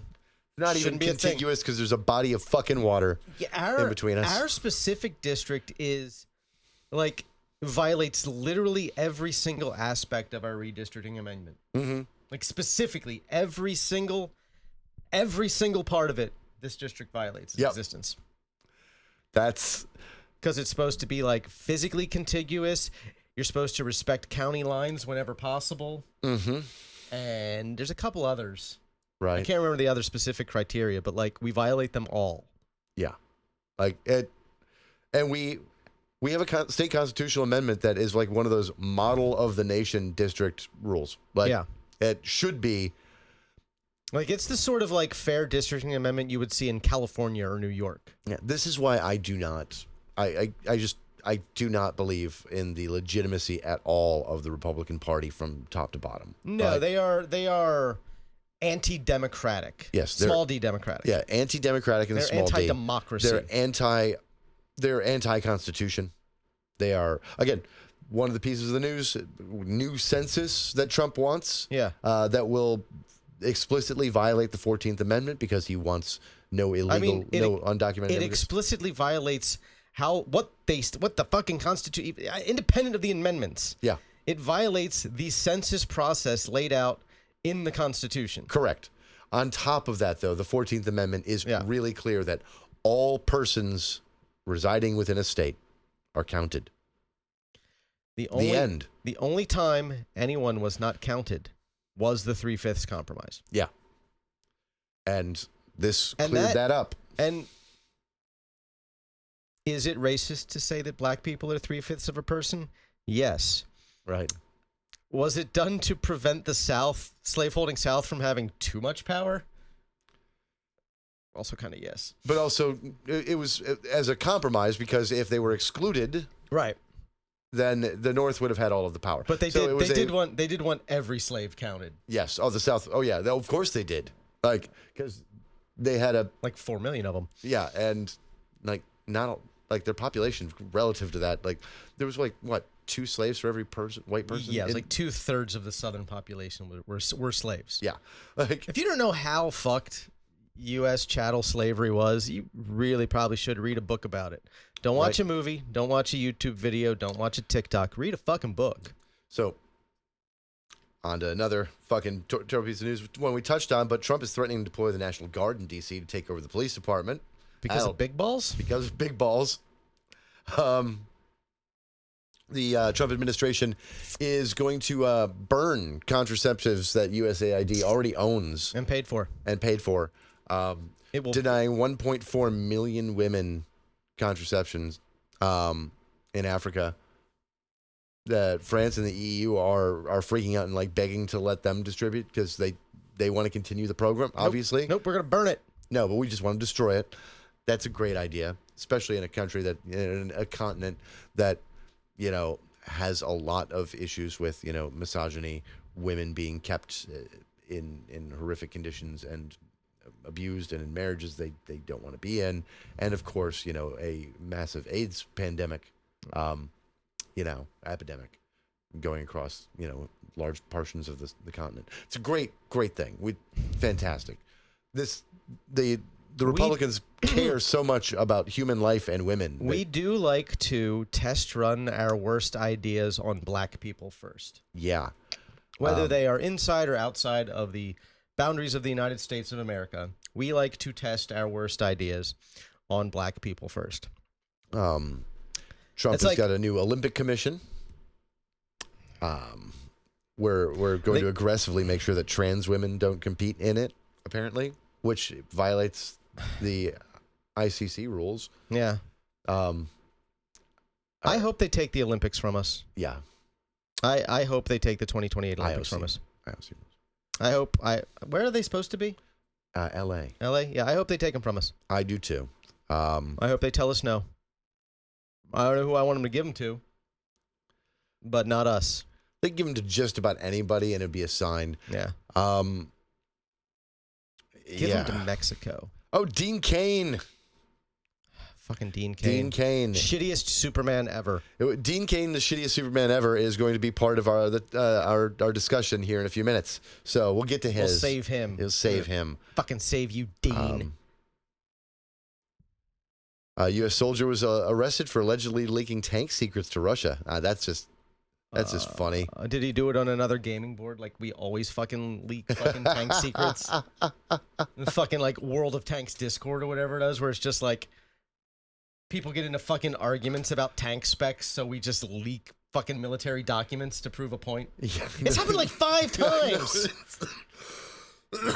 These simulator games, these realistic like simulator games that are only played by like hardcore like fans and dweebs, yeah, and people who are like really into like realistic, like down to the fucking buttons, yeah, fucking simulators are weirdos, but also the people in the military who play them are so bad. They have no sense whatsoever. No, they just keep leaking fucking shit. It's amazing. I will say, I don't want super realism in my war simulators. I want to blow up things in the coolest way possible. Yeah. I don't want realism. I don't need realism. I want big boom and maximum carnage. We've got prediction remains for on track for above normal Atlantic hurricane season, which we're getting rid of one of the major satellites, right? Like in violation of a bunch of treaties. Yeah. We are one of the satellites. We're getting rid of a pair of satellites that honestly give us so much data. It's kind of mind-boggling. But their primary mission was to measure carbon levels. Okay. In the atmosphere, which that's important for climate change, but also like it was incredibly important for doing satellite reconnaissance on vegetation growth and coverage in different areas that we use for agriculture. Right. All that data's gone. They're going to burn it up in the fucking atmosphere. Yeah. It weirdly again in violation of treaties though. Yeah. That's of course because we don't care anymore. We don't care. Like their goal is to make the United States a pariah state. They want us completely isolated from the rest of the world. And you know what? I say fucking good. And I like, not that I want it, but honestly, if tomorrow the UK realized that they fucked up in Brexit and they were like, you know what, we're going to do visa-free travel. We're just going to allow visa-free travel to the EU again, right? Yeah. Like, we're just going to change our tune. We don't have to have a treaty. We're going to allow it. We're just going to do it. Yeah. And then, but in exchange, they just said, you know what, also, we are blocking all American visas. Right? Done. And the EU did the same thing. Done. Right? Like, and Mexico did the same thing. No more American tourists to Mexico. Like, yeah, would it crush all these? Would it hurt their economies a lot? Oh, absolutely. But would we collapse within like 6 months? Would our economy just be fucking gone? Here's the thing. Yeah. We probably need to be taught A lesson. about how important the rest of the world is to us. I don't know that the people who need to learn that lesson are capable of understanding it. I think that they are, but it requires, again, these are people that they never change their mind or feel something unless they feel it. They feel it unless it happens to them. Yeah, but the real problem you run into is like they are always the last who are directly impacted. Sure. So the amount of damage you have to do to everybody who knows full well what's going to happen to like get those people to feel it is just absurd. Yeah. And that is a big part of the problem. We all are going to have to suffer through the nonsense it takes to change this. And I fear, of course, because our American politic being what it is, that even if 2026 and 2028 go against the GOP, right? If everything isn't fixed in 2032, we'll just go back to doing this again. we'll get some dipshit. Yeah. Because we have, I think that's why what I would like to see is something very painful. Like, because we will, as Americans, we do learn lessons when it cannot be ignored, right? When it is so bad that you can't just pretend it didn't happen, that'll teach us. Like, that would give us long. That would be Hoover, right? Yeah. We need a Hoover situation to get an FDR again, right? Like that massive majority that can't be. If one party hadn't just immediately started trying to dismantle the New Deal and made it their primary goal for 70 years, we wouldn't be in this fucking situation. Oh, no shit. Like, I still can't believe the way that the persistent and absolutely wrong myth of the GOP being better on the economy and better for business. Never. Not once. Like, once. There are 2 periods of time, right, where the economy under Republicans slightly outperformed Democrats in the last century. And that is Ike inheriting the post-war order. Who would not be a Republican today. Probably not, no. Even though he had his own majorly racist immigration policy, but still, he would have been too sane. We can't even name it. Yeah. Operation something. But he would be too sane and rational for this party today. Yeah, absolutely. Like by leaps and bounds. But he inherited the post-war order, right? And he didn't go out of his way to fuck it up. Right. And actually expanded, he did things that Republicans today would never do, like, building infrastructure. The whole highway system. Right. And then that's where our top marginal tax rate maxed out, right? Under him. Exactly. Yeah. And Reagan's 91%? Reagan's first term, but he was coasting on the policies of Carter. And he almost blew it. He almost blew it. Right. He came very close to blowing it. He had to walk back his most aggressive tax cuts. Yeah. Real fucking quick. And that, ladies and gentlemen, are the only 2 periods of time where Republicans in the last century have been better for business or the economy. And after that little blip at the beginning of his first term, we still haven't fixed all of the problems Reagan created. You're correct. If you just say that the reason things are today is Reagan's fault every time something comes up, 9 times out of 10, you're right. You'll be right more often than you're wrong. Yeah. Guaranteed. Yeah. It's amazing. Now, other presidents have made those things worse. Yep. But he caused the problem in the first place. Congress is refusing to talk to Alex Acosta, the guy who got Epstein the they've deal. subpoenaed Bill and Hillary. Yeah. But they won't talk to anyone in the Trump administration, past or present. It's amazing. But they'll subpoena. Epstein fucked kids. So did Donald Trump. We know this. And stop playing otherwise. Stop pretending fucking... Just say you're okay with people fucking kids. Yeah. I would respect that more. Like, if you just said, you know what, I don't care. I'm okay with him fucking kids. I'd be like, that's fucked up. That's but fucked at least up, you're fine. honest. But also, then, you know what? Since you guys are in power, time for you to change some laws, right? You can't use it as a double-edged weapon where you are okay with Donald Trump fucking kids, but you're going to hound fucking Hillary Clinton, right? Why Hillary? Yeah, why Hillary? Here's the thing.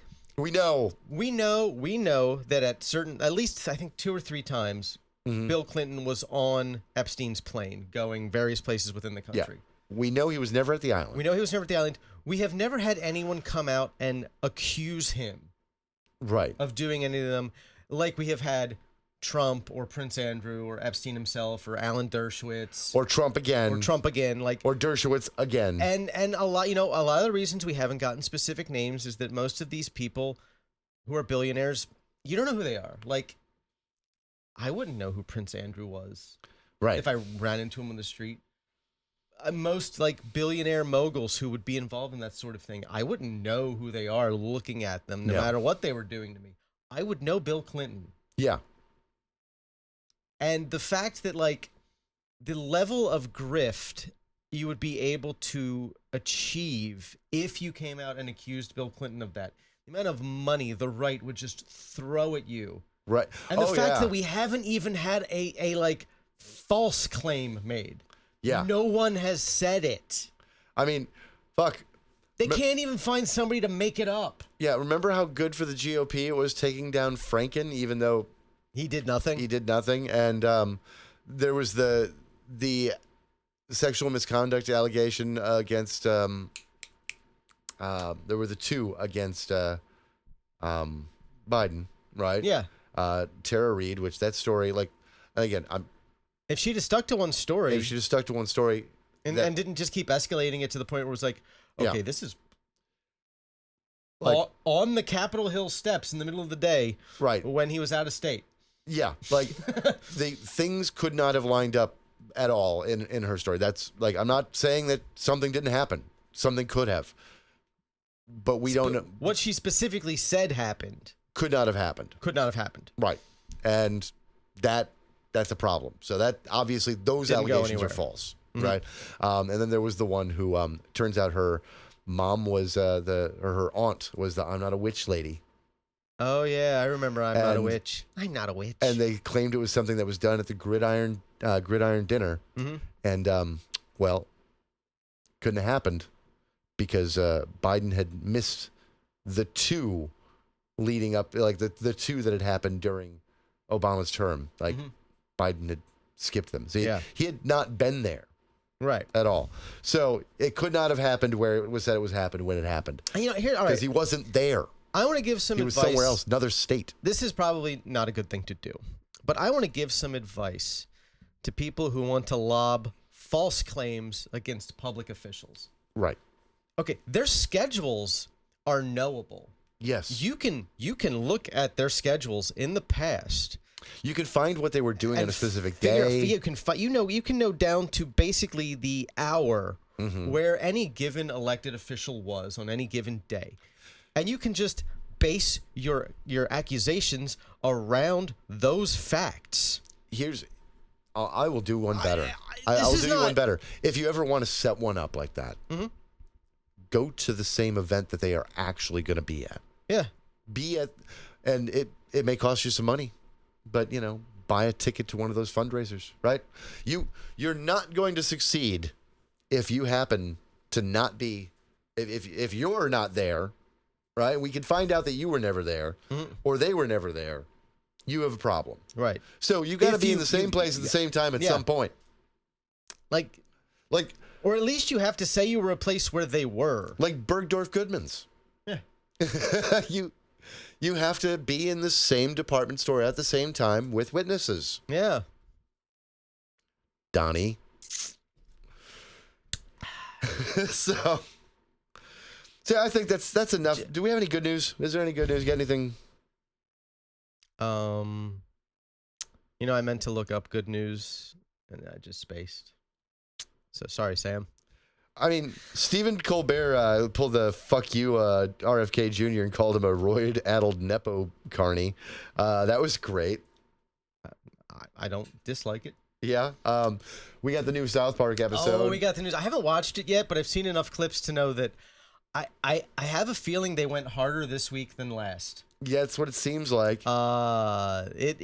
Oof. I have seen some of the clips of Trump and JD Vance as Mr. Rourke and Tattoo. Basically, because of Amazing. budget cuts, Mr. Mackey gets fired, so he becomes an ICE agent. And when he goes to Mar-a-Lago, it's Fantasy Island, but it's Trump and JD Vance, and it's little like pudgy-faced like man baby Vance, and he's got the Hervé Villechaize voice.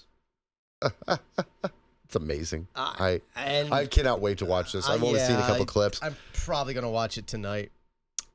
You know what? You should probably put it on at the bar again because that went real well last time. It did. It did do Some well. of the people who left in a huff surprised me. That was. Some of them surprised me. Some of them didn't. Some of them didn't. This isn't funny. I just didn't think it was this funny. Like, I just it didn't make me laugh. I just didn't think it was this funny. Watching someone squirm the entire time, knowing that they. But one of the that was people good. who got very huffy and left and seemed deeply offended surprised me. I know how much fairy smut they read.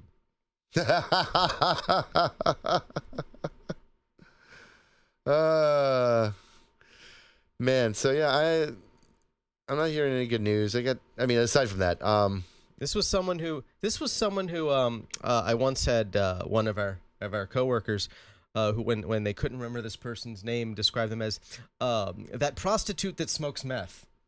oh yeah, okay, yeah. Left in a huff. Left in a huff. St. Pete is weighing whether or not to get rid of Duke. We look like we might not renew our contract and just create a public utility. Because here's the way it works now is, and if you're not living in Pinellas County, you don't know this, but we have an incinerator that we use for electricity generation. And like 80% of the electricity in the county comes from this incinerator. We don't even have landfills. So like we got rid of plastic straws and we don't even put them in a goddamn landfill. And they charge us a ridiculous amount for the clean energy we do get. The way it works is ridiculous amount. This incinerator generates electricity. We sell that electricity to Duke at a subsidized cost, and then they resell it to us for a profit. The plan is basically to just cut out Duke as a middleman. That's a great idea. I saw some preliminary numbers, and they're saying that like this past month, because it's the summer and the AC is running all the time, even when how often it doesn't work. My electric bill was $240. Yeah, it's under this plan, like just based on the same number, same kilowatt hours, it would be $162. That's a huge savings. It's a huge savings, and that's like during peak summer electricity usage. In the winter, when I don't turn the heat on because I don't get cold, right? I'd probably be looking at like a $30 or $40 a month electric bill. Because even this past winter, it was like I got under $100 more than once. We pay way too much for electricity here. And Duke keeps raising our rates. Yeah. And part of the reason they keep raising our rates is because they are charging us for, their profit motive, obviously. Profit motive, right? yeah. Massive amounts. But also, we're paying for all of the damages from hurricanes across the state spread out among every region We're of the also state. still paying for a nuclear plant that they couldn't build because they almost put it on sinkhole-prone limestone. Yep. But they got the approval to raise our rates for. Right. I support nuclear energy. Same. I don't support building a nuclear power plant on sinkhole-prone limestone. Yeah. Because most of Florida's probably not a good place for it. No. There are so many for smaller reactors, for an actual the ones that we approve, not a good idea. The way we could if we wanted to go fucking hog wild on solar. Yeah. In a state like it's called the Sunshine State for a reason. We have one like of the 240 sunny days a year. We have one of the worst solar programs in the state, like as far as the country goes, right? Because 30 years of Republican supermajority rule. Yes, and it basically makes it impossible to sell back to the grid, right? Like they can take it, but you don't get a reduction in your price, Yeah. right? So they can use your Like, excess and electricity. There are places where it's really sunny where people have negative electric bills. Yeah. And even if we couldn't get the negative electric bill, if you could just like completely mitigate your electric bill by selling back into the grid, like, well, for one, we would reduce the propensity for like the likelihood of brownouts or blackouts. Right. You would probably overburden the grid less. Yeah. Just because you would be building the grid to accommodate that flow of energy. Yeah, we can do so much more with solar here than we do. We have a lot of wind. I know, it kills the birds. Fuck off. It doesn't. But we could do a lot more with wind here. We've got a lot of places that'd be great for it. Like they were obsessed with the idea of putting offshore oil rigs in Florida, and we defeated that. Yeah. But like the idea of offshore wind turbines is just a non-starter. We can't do that. That's unacceptable. Think about what it would do to the horizon. Think about the views it would destroy. And an oil rig wouldn't? Yeah. And they don't destroy views. They're like, yes, they're big, but at a distance they're small. Like you don't really see them. They look cool. They look cool. They're unobtrusive. And we could do especially more hydroelectric. We could do so much more for here. Yeah. We don't utilize green energy much here in the state at all. And now we have a lot more solar than other places because we are capable of it. Yeah. But it is so badly designed here and cost prohibitive, and the laws in this state make it so that the energy monopolies can basically fuck us for however much they want, even if you have solar. Yeah. Like it's nonsense. It's not the same kind of deal you get anywhere else. Like there's no reason. Like look at all the new construction. Like look at all the new construction we've got in this town. You could just install solar. Yeah. On every. Think about the selling advantage of like, oh yeah, this entire fucking building apartment complex is like solar powered. Yeah. And like you buy here or you rent here, like your electric bill is going to be cut in half just by having a unit in this property. Right. Heck, I look out from your window and I see a lot of roofs. A lot of roofs with direct access to the sun. Right. Like in this apartment complex as is. I mean, just the way my building faces. Yeah. Like you put solar panels on this side, solar panels on that side. It's like 18 hours a day. Yeah. Of electric generation. Like you don't even have to worry about storing it. You're generating electricity so much for so long. Yeah, but the residents of every place that uses Duke are paying for a failed nuclear plant. Yeah. That they got the approval to pass the cost on to us. This multi-billion-dollar a year profit generating company. It's fucked up. So hopefully we get rid of this shit. Municipal utilities are the way to go. They are less expensive for the consumer, and they're not for profit. So that means all of the money that they do generate goes back into making the utilities better. Yep. It And goes into like capital improvements and material improvements and since they tend new to be technology. locally owned by the local government, they are more responsive to immediate political concerns. Yeah. Right. So Duke doesn't really care if you have a dispute with Duke. No, they're based in North Carolina. Yeah. Why do they care about Florida? But yeah, and they got hundreds of millions of customers. So fuck a few of you. And because I know the rates, the kilowatt hour per hour rates in North Carolina are like half hours. Yeah. They gouge the fuck out of us. Oh yeah, they do. I remember when Duke bought Progress and my electric everything went to shit. Middle of the summer back then, I might have had like $120 electric bill with Progress. AC running full blast. And this was back when like I wasn't living alone and the other person wanted it colder than I needed it. So we were keeping the thermostat at like 72. Oh, here is a piece of good news. Good news. Alligator Alcatraz migrant detention camp in Florida must temporarily halt construction. A judge rules. So at least there's that. At least that they're temporarily saying, yo, fucking stop. And also, the way that, so if there are human rights violations occurring, like that's obvious and unambiguous. The way the federal government is trying to like put all of the blame on DeSantis probably doesn't end well for Ron DeSantis when there are consequences for this. Yeah. They are obviously setting him up to be the fall guy when like shit hits the fan. And it couldn't happen to a better dude. Yeah, fuck Ron DeSantis. And I hope he actually I hope he dies painfully. Yeah. Fuck Ron DeSantis. And if anybody ever does assassinate him, I will give money to the GoFundMe. Promise. So, I mean, I won't do it. I'm a law-abiding citizen. But Alligator Alcatraz does segue into our topic for today, because we have a topic for today. Yeah, we keep it light, short. And we're gonna, not light, I think not I light. can. I think I can sum up that topic in exactly 2 words. What are those 2 words? Fuck ICE. Fuck ICE. Correct. Fuck ICE is the topic of the day. We want to talk about why ICE sucks. The many reasons ICE sucks, and why ICE should be abolished. Yeah. Now, ICE didn't exist as we know it until 2003, Right. as a result of 9/11. No, I don't know if everyone out there is aware of this.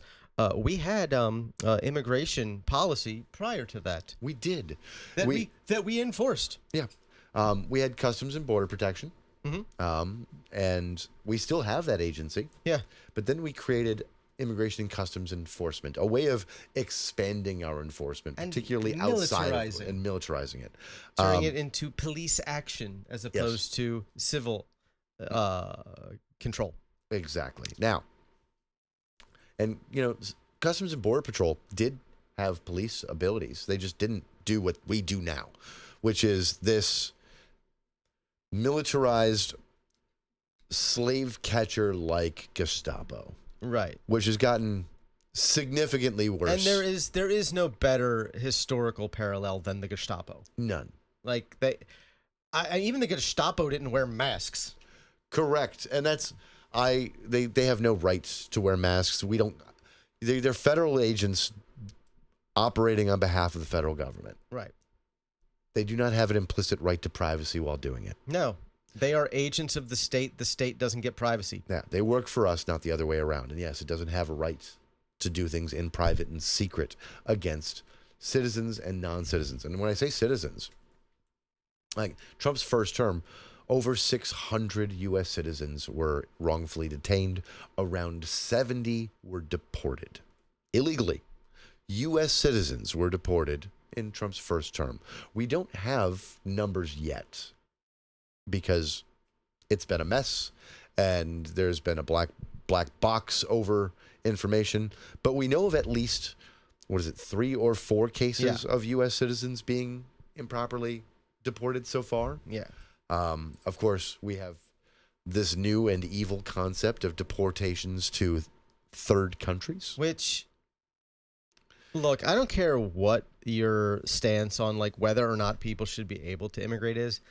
There cannot be a justification for that. Like, you cannot, under any circumstances, like intellectual or moral, justify that. It's None. just inexcusable. There's no legal basis for it. No. It's a violation of a number of international norms, laws, United Treaties. States law, treaties, like, you know, and this idea started getting floated years ago, back when Trump was first in office again, and Laos decided to stop issuing, because the Trump administration went on a wave of getting rid of Laotian refugees who were on green cards and never got citizenship, right?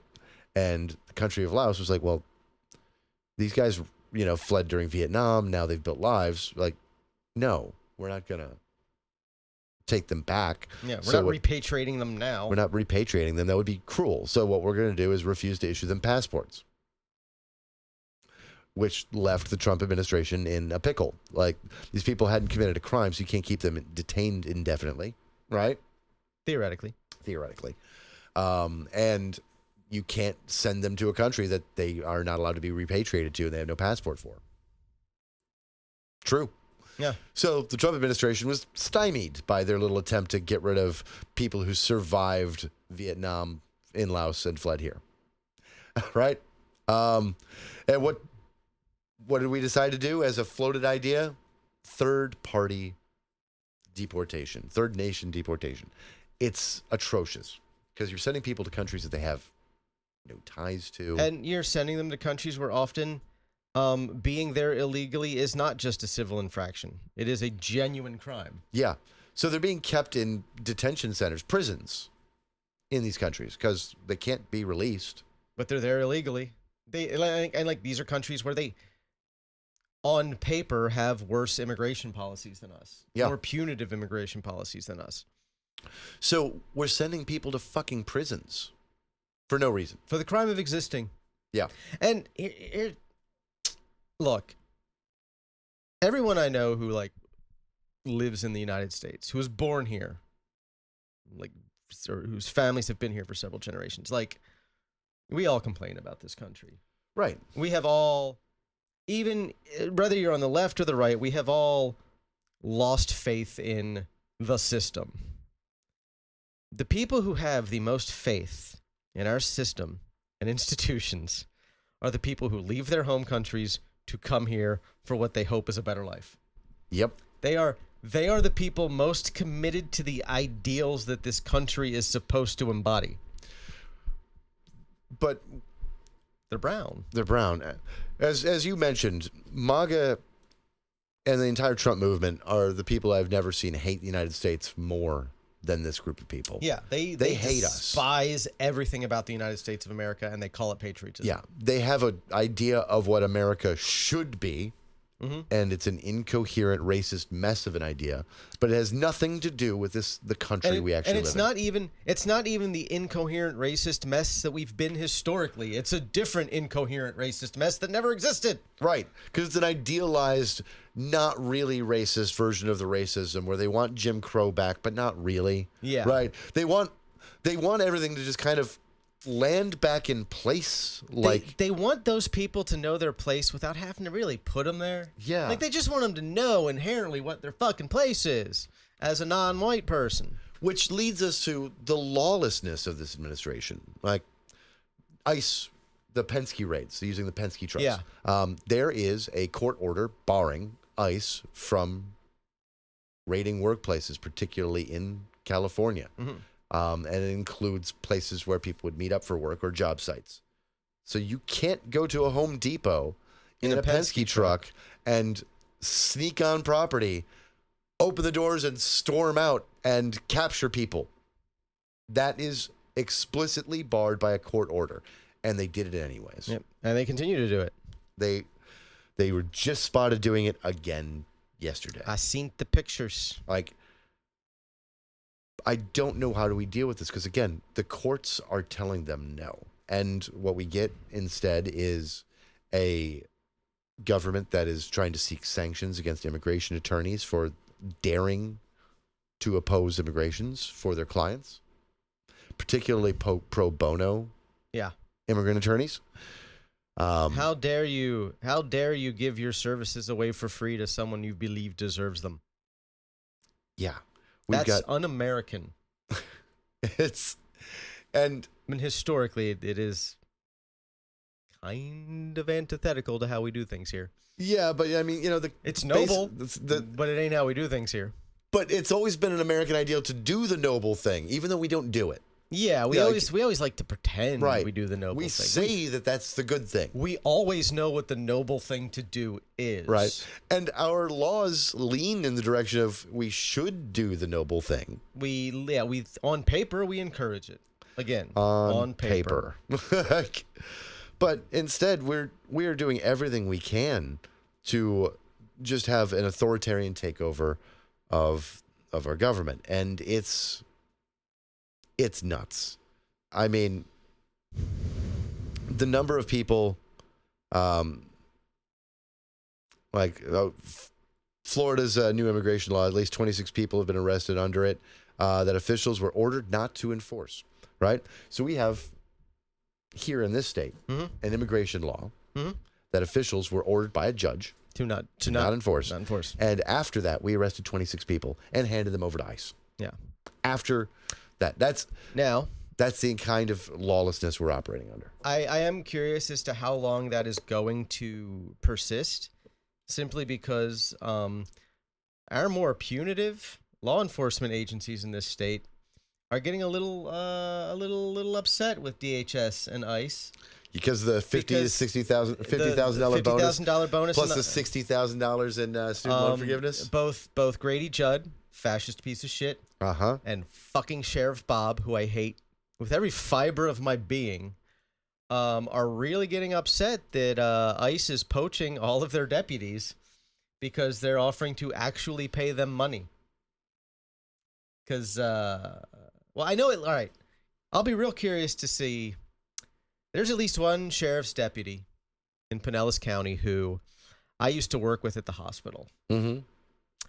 And she left her job as a pharmacy technician, which I was. Right. Because she wanted to go get a job as an immigrations officer. Okay. She did this this was probably 2015. Yeah, it was 2015. Trump wasn't president yet. And she did not meet the psychological evaluation requirements for a job as an ICE agent in 2015. So she accepted a job as a Pinellas County Sheriff's deputy because she did meet the psychological requirements for that. And I'm wondering, since they have just abandoned all standards, how long she's going to stay in that job. Because the last I found out she had that job when it got me out of jury duty. Because I'm sitting there in the courtroom and I'm like, I know that arresting officer.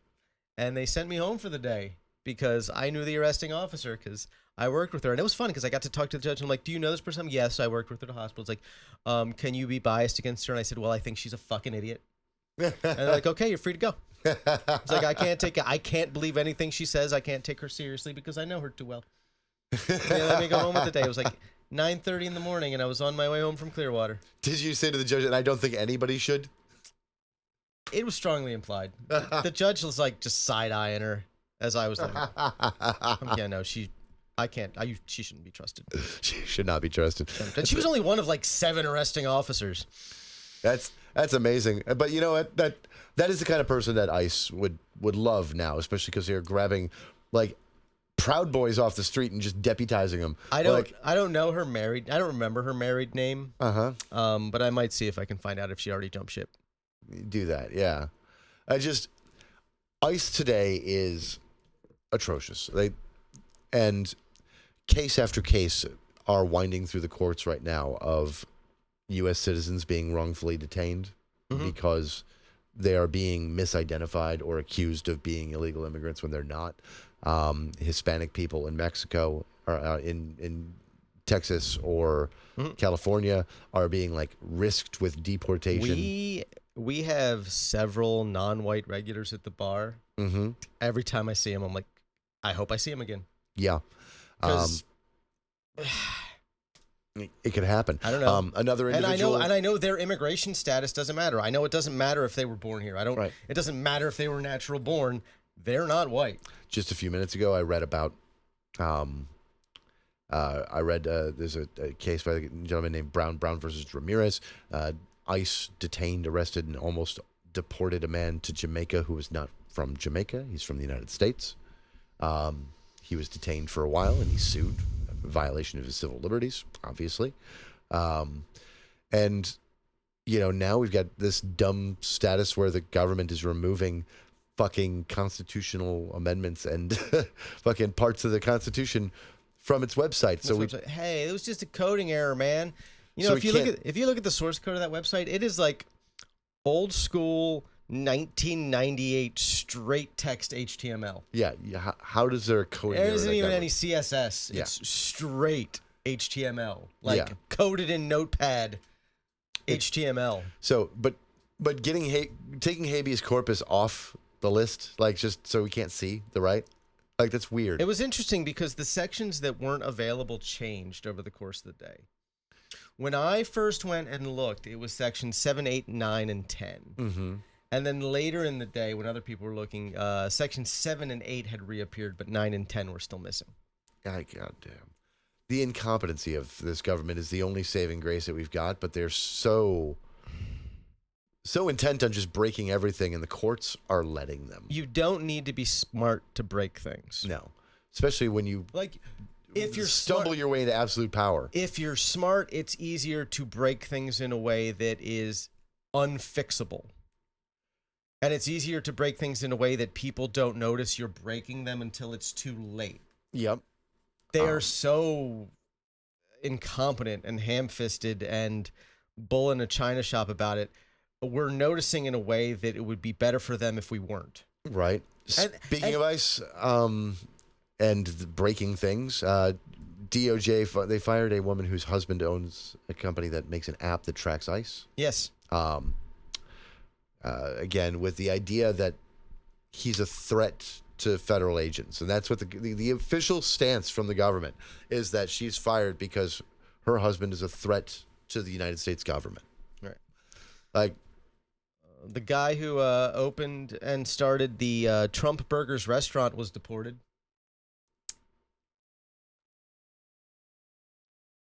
I think that was in Colorado. I can't remember exactly where it was, but he started Trump Burgers, and they're like, we're going to revoke your immigration status and deport you. Guy who started Trump Burgers. that's funny as hell. Yeah. Wasn't he a huge fan? Oh yeah. Like this is. Oh yeah. Like die hard, as MAGA gets loony, and he is now in his home country. That is amazing. He has been deported. Like they don't care. They don't care. It's mind-boggling. We are trying to deport people who had like minor drug charges in the 80s. We are trying to deport people with no criminal records at all. We are snatching people up out of their hearings where they're being granted asylum. Yeah, they're going through the legal process. They're at their court hearing being granted, like, to go through the process legally, and then ICE is just jumping them the minute they walk out, so Nancy Mace can watch the video on YouTube and diddle herself. Yeah. It's her weird assless degeneracy. Oh, Nancy Mace. She has no ass. No ass. Negative ass. Pulling a version of the has great genes fucking ad when you have no ass. You look like Hank fucking Hill, lady. I will say this. Sydney Sweeney, great rack. Yeah. She also kind of has no ass. Fair. And they were like better ass than Nancy Mace. But they were the lot. baggiest mom jeans too. Yeah. Like that was the least sexy ad I've ever seen in my life. That's in now with jeans, though. It's the mom jeans are a thing right now. It's like, do you remember that old SNL like fake commercial for mom jeans back in the day? It was like the Tina Fey, Amy Poehler era. Yeah. Yeah. And they're like the jeans are like baggy and hiked up to their nipples. Yep. That's in now, apparently. Yeah, no, I don't approve. I don't either. I like ass. I love ass. I mean, tits are great, but give me ass. I am a more ass than tits man. Yeah. I don't even like tits that are too big. Like, I mean, tits are tits. They're great. But, I like itty bitty titties and a great ass. Really big tits tend to look good clothed. Yes. Because they're well supported. I have known one person who had like very large breasts where they also looked great when she was naked. Because they were just gravity defying. Right. Like it was confusing. It's a rare experience. And they were 100% all natural. Beautiful. Yeah. Like the only experience close to that I had was somebody who did not have natural. They were very firm. She was but she has since moved to Indiana, rural Indiana, where she became a religious fanatic and she raises chickens and prepares for the apocalypse. What the hell what is up with people? Made me sad. She was like one of my best friends ever too. Oh, that's the stuff that Gabby's friend was sharing yesterday. Yeah. Oh my God. What is it? Where people just like go to rural states and lose their fucking minds and become crunchy moms. She didn't even go to a rural state. She moved to Vegas. Yeah. Oh yeah. Well, but she went crazy after going to Arizona. No one should go to Arizona. Yeah, that's probably it. Don't go to Arizona. Don't go to Arizona. But yeah, ICE is rounding people up, breaking laws, violating court orders. In the case of Kilmar Abrego Garcia, the judge has accused the government of lying and hiding evidence and like very upset that they are not meeting their discovery obligations, and it looks like they just refuse to admit that they were wrong and are also trying to get a precedent that anything you do to help an undocumented immigrant in life, like giving them a ride to work, helping them relocate to a job, right? Like Buying them lunch. Like not just employing them and not hiding them, but like, you know, interacting with them in a normal human way. right. And if you go out of your way, because what he did was he like apparently helped migrant workers go from the south, like the near the border, up to the northeast to get work. Yeah. And in general, no sort of consensual transport once you're in the United States is illegal. Right. That's just how it works. Like you're here, you might have entered illegally. Yep. But once you are here, it is not illegal to travel you between states. Yeah. Like consensual. We don't restrict that. And it is not illegal to travel in ways that avoid law enforcement. No. That's, again, this is why I hate the post 9/11 world, like, you know, the way that we view law and order, right? Like, because we used to get it a bit, at least a bit contextually. The government has no right to tell me, right? We used to have that as like just a basis. And I every conservative I used to know was like a bulldog on protecting that. Yeah. Like the idea that you have no right to tell me or anybody else how to do anything as long as it wasn't actually breaking a law, right? Yeah. Like they might be aggressively punitive once you did break a law. Right.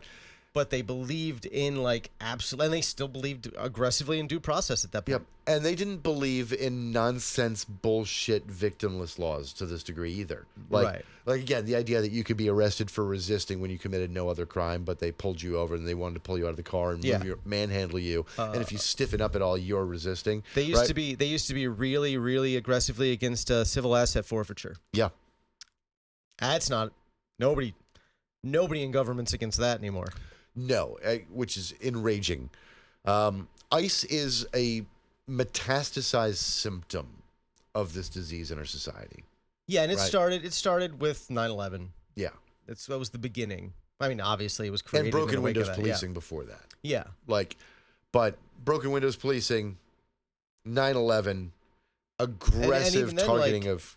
You look at the broken windows policing, it was really like turbocharged in New York by Giuliani.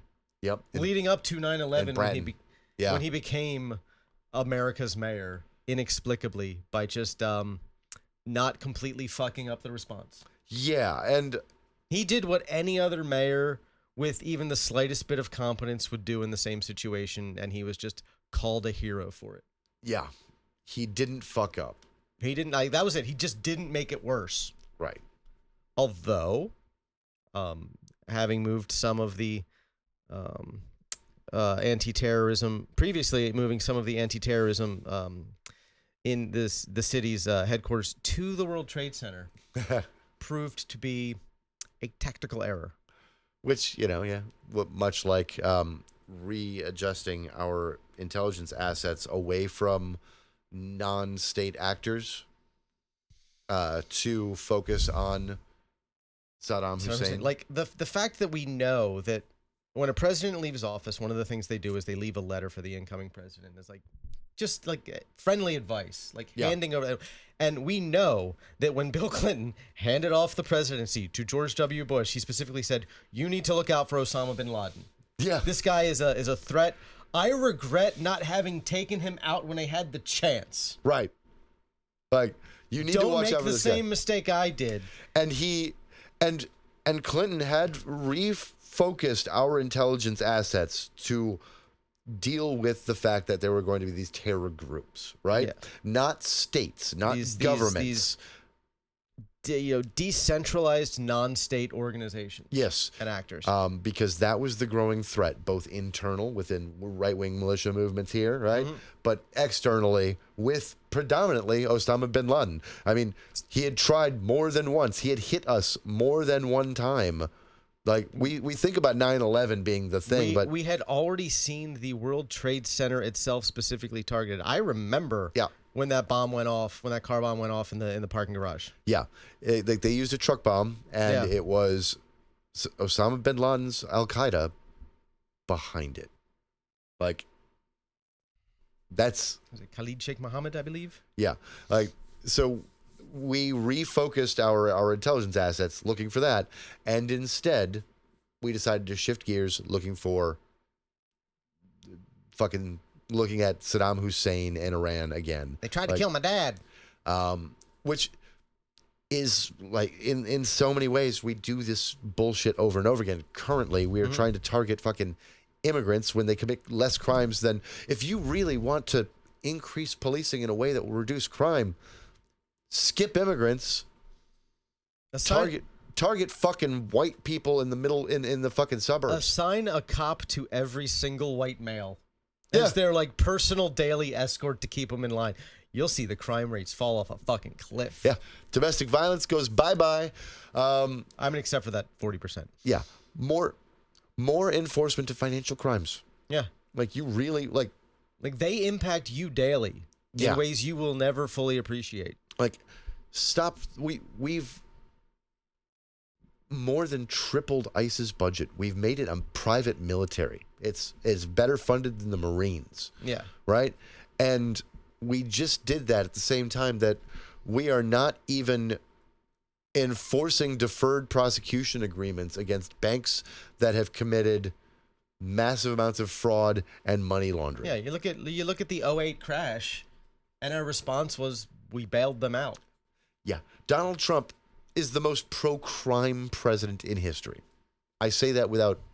It's not even, you can't Yeah. even question it. It's Right. just factually accurate. He just again recently pardoned a bank that was under a deferred prosecution agreement that owed like $500 million to us. He seems to be he seems to be on the cusp of pardoning a child sex trafficker to keep her quiet. Yeah. Once again, Donald Trump fucked kids. Multiple times. That is what all of the evidence suggests. I say that believing it sincerely. And just to be perfectly clear here, this is not in a like, oh, he was technically an adult and had consensual theoretical sex with someone who was technically underage. No.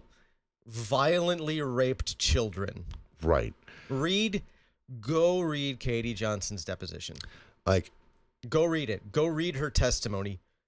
And then tell me he deserves to be anywhere but buried under a federal prison. yeah, at best, I can almost like lean in a direction of saying, okay, like, you know, a 17-year-old prostitute and an 18-year-old prostitute aren't that much different, right? Sure. Yeah. Like, contextually. Okay. She was 15. Yeah. Right. This girl was 15. When Jeffrey Epstein stole Virginia Giuffre from Mar-a-Lago, she was working in the spa. Yeah. She was 15. I question why a 15-year-old was working at a spa in Mar-a-Lago. Right. And Especially when it's the spa that's owned by the guy who bought a teen beauty pageant. yeah, So he could walk into the dressing room whenever he wanted. a spa and an exclusive club for rich guys where Jeffrey Epstein is constantly hanging out, along with so many people that seem to have been associated with Jeffrey Epstein. Like, They had a good old time.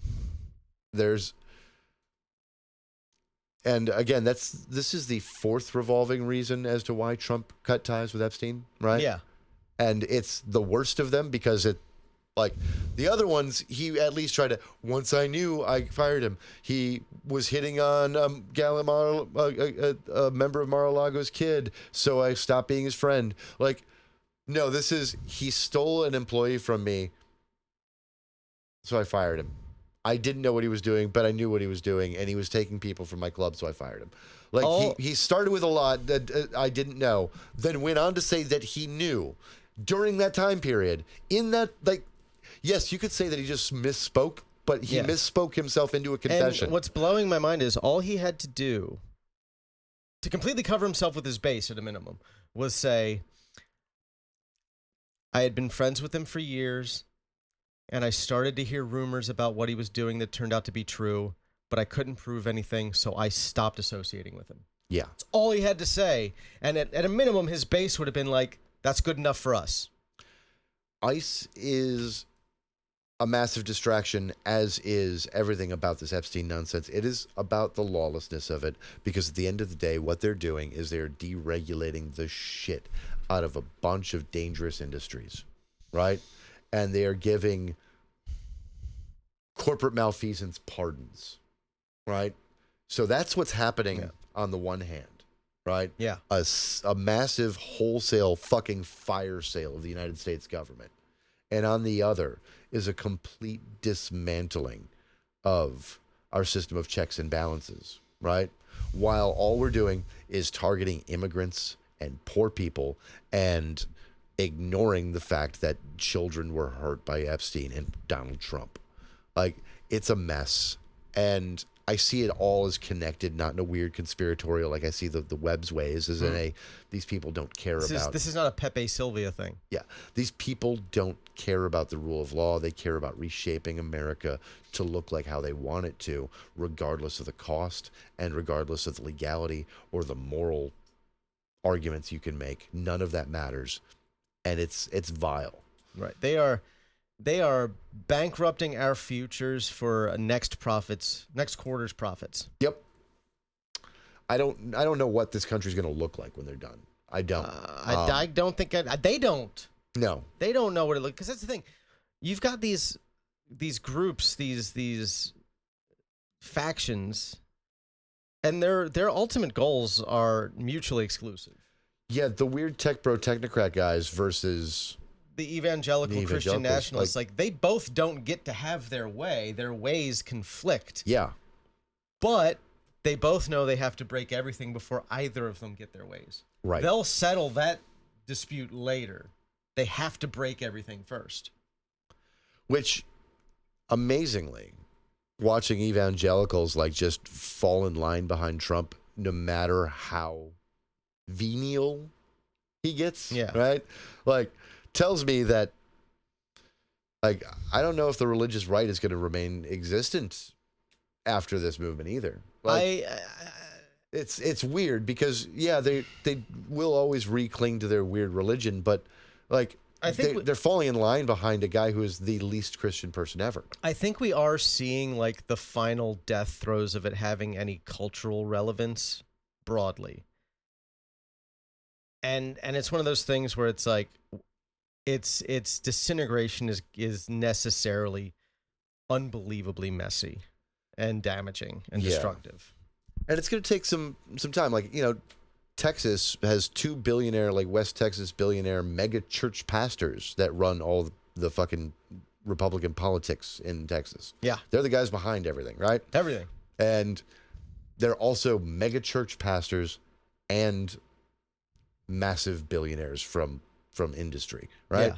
It's the worst of the combination of the pillars of power in the United States running Texas, right? It's going to take us some time to get through this bullshit. Yeah. Yeah. So yeah. That's all I got. Yeah. What do you got? You got anything? Situational depression. Situational. Do we have a note we want to end on? We talked about how great Superman was, obviously. Yeah. We didn't talk about Dean Cain. I forgot Dean Cain. He was that Kevin Sorbo of the Scott Bayos. That was a good one. That was such that line, really. That went hard. That went hard. Whoever said that went hard. Dean Cain decided to join ICE. Yeah. He's performatively. Well, they've done away with their. It used to be you had to be at least a certain age, and no more than a certain age. Like I think it was like 23 to 36 or something. You had to be in that age range to be like eligible to apply to work for ICE. They have done away with that. Okay. The day you turn 18, you can join ICE, and there is no upper limit. If you're 73 and you want to be an ICE agent rounding up people like a modern day Gestapo foot soldier, more power to you. So 59-year-old Dean Cain has made himself an ICE agent, and he used John Williams' fucking Superman score to announce it on fucking TikTok. Yeah. Now, this is a man who just weeks ago was walking back his statement about the new Superman movie because he was at a convention with a bunch of other people who'd done Superman, and like he was not getting a positive like take from the audience, and so he was like trying to defend it and kind of walking back what he had said. And it amazes me. He's exactly the kind of person that would get criticized for saying something, realize it was wrong, and then on reflection, rather than repairing that, double down and get worse. Like, and what's really mind blowing is like Kevin Spaceying it. And it's like there's so much like grace extended to these people. Yeah, We're like they can walk it back, and they can get on everybody's good side again with almost no effort. Like he could have corrected. Yeah, there were going to be memes about it for a while. he could have corrected. All he had to do was apologize and shut up. Yeah. And a year from now, he would be at conventions. He'd be like, TV, Lois and Clark's Superman, see Dean Cain. But he couldn't. He just couldn't fucking do it. He couldn't do it. And he was the shittiest Superman anyway, so... He looked the worst in that stupid suit.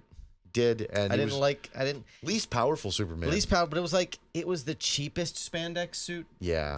That like, it looked... Goddamn, like, you could go to Spirit Halloween and get a better Superman costume for $39.95 than what he wore on that show. And he was carried by Terry Hatcher in that show. Yes. Absolutely carried by her. Well, I mean, she was like one of the most beautiful women on the earth at the time. She was. Like, but like, you know, I can't remember I remember the first thing I saw her in. what was it? Tango and Cash. Oh yeah. She was Stallone's younger sister. That's right. Yeah, not a good movie, but Wasn't she also in Brain Smasher? The Andrew Dice Clay movie. I didn't see that. Oh, it was like She was in an episode of Seinfeld. She was, yeah. It was the one where Jerry was convinced his girlfriend had fake tits. Okay. So he sent Elaine into the sauna with her to like feel them up, to determine whether, because Elaine said she could touch breasts and know immediately whether they were real or fake. So he sent Elaine in to do that, to determine she had a sixth sense, she said, and yeah. Nice. So yeah, Dean Cain, he sucks. And I hope he gets accidentally put like in something they think isn't dangerous, and it turns out to be like a dangerous situation. He catches a stray bullet and dies. Yeah, that'd be great. That'd be pretty cool. That'd be fantastic. So I'm gonna end on a note of I've been watching a show called Shrinking. Shrinking. That's the one with Harrison Ford. Harrison correct? Ford and Jason Segel, and it's actually like Ted Lasso. It's really wholesome. Nice. And I like wholesome. It's wholesome. It has me laughing a lot. Laughing is good. I didn't know that Harrison Ford would play a really good comedic straight man. I can believe it. I wouldn't have been surprised by that. Yeah, but his timing is really good, and the jokes he does tell, like the times his that sense he's of funny. humor is so dry. Yeah. Like a lot of the things that people have thought was him being like mean spirited in the past was just him being like unbelievably dry and sarcastic and people missing the joke. But he's very funny in this. It's very good. I haven't seen it yet, but I have heard that the new Naked Gun is unbelievably good. I hear that, and I just one of those movies where you're laughing so much you miss half the jokes. Like you need to watch it a second time to actually hear every joke because the laughter doesn't stop. And we haven't had a movie like that. In years. I'm gonna make an effort to see that because years. Like I think the last time I can remember a movie that had that kind of response was like the first Anchorman in 2003. Yeah, I'm trying to think of what was that, because the first Anchorman is a piece of fucking comedy genius. Actually, it might have even been earlier than that. Yeah, it was earlier than that because Anchorman 2 wasn't as good. I saw Anchorman. I remember seeing Anchorman in theaters.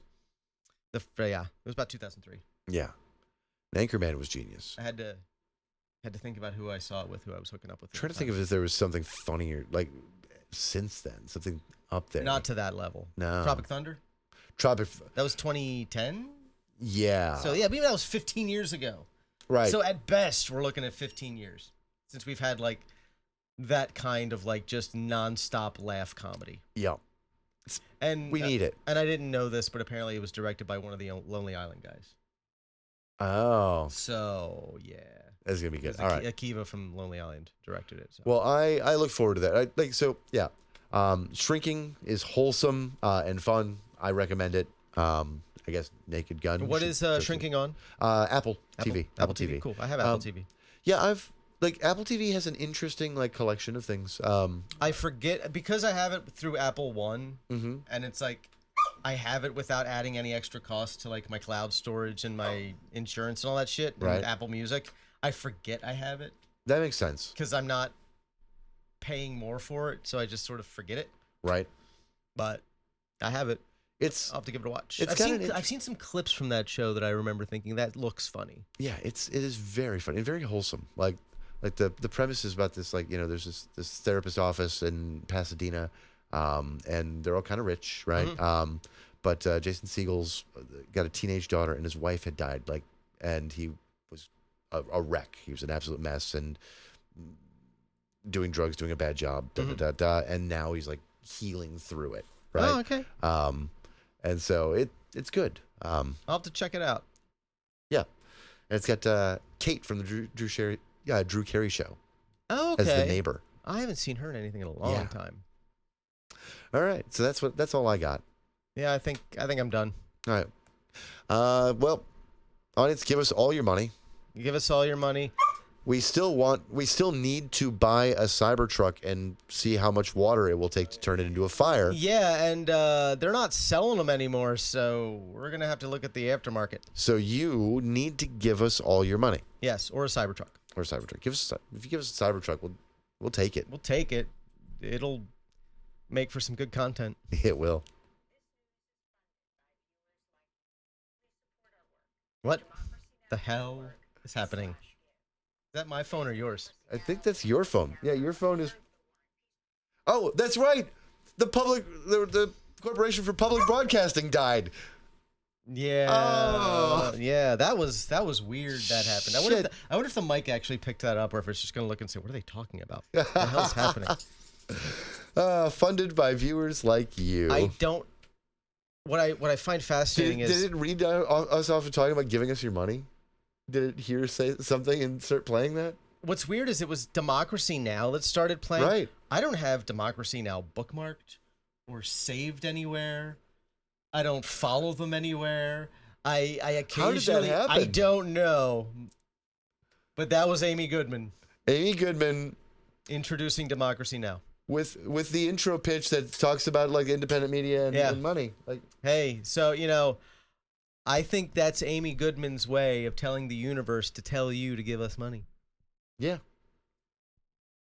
So give us all your money. We'll All do right. this again next week. Good night. Bye.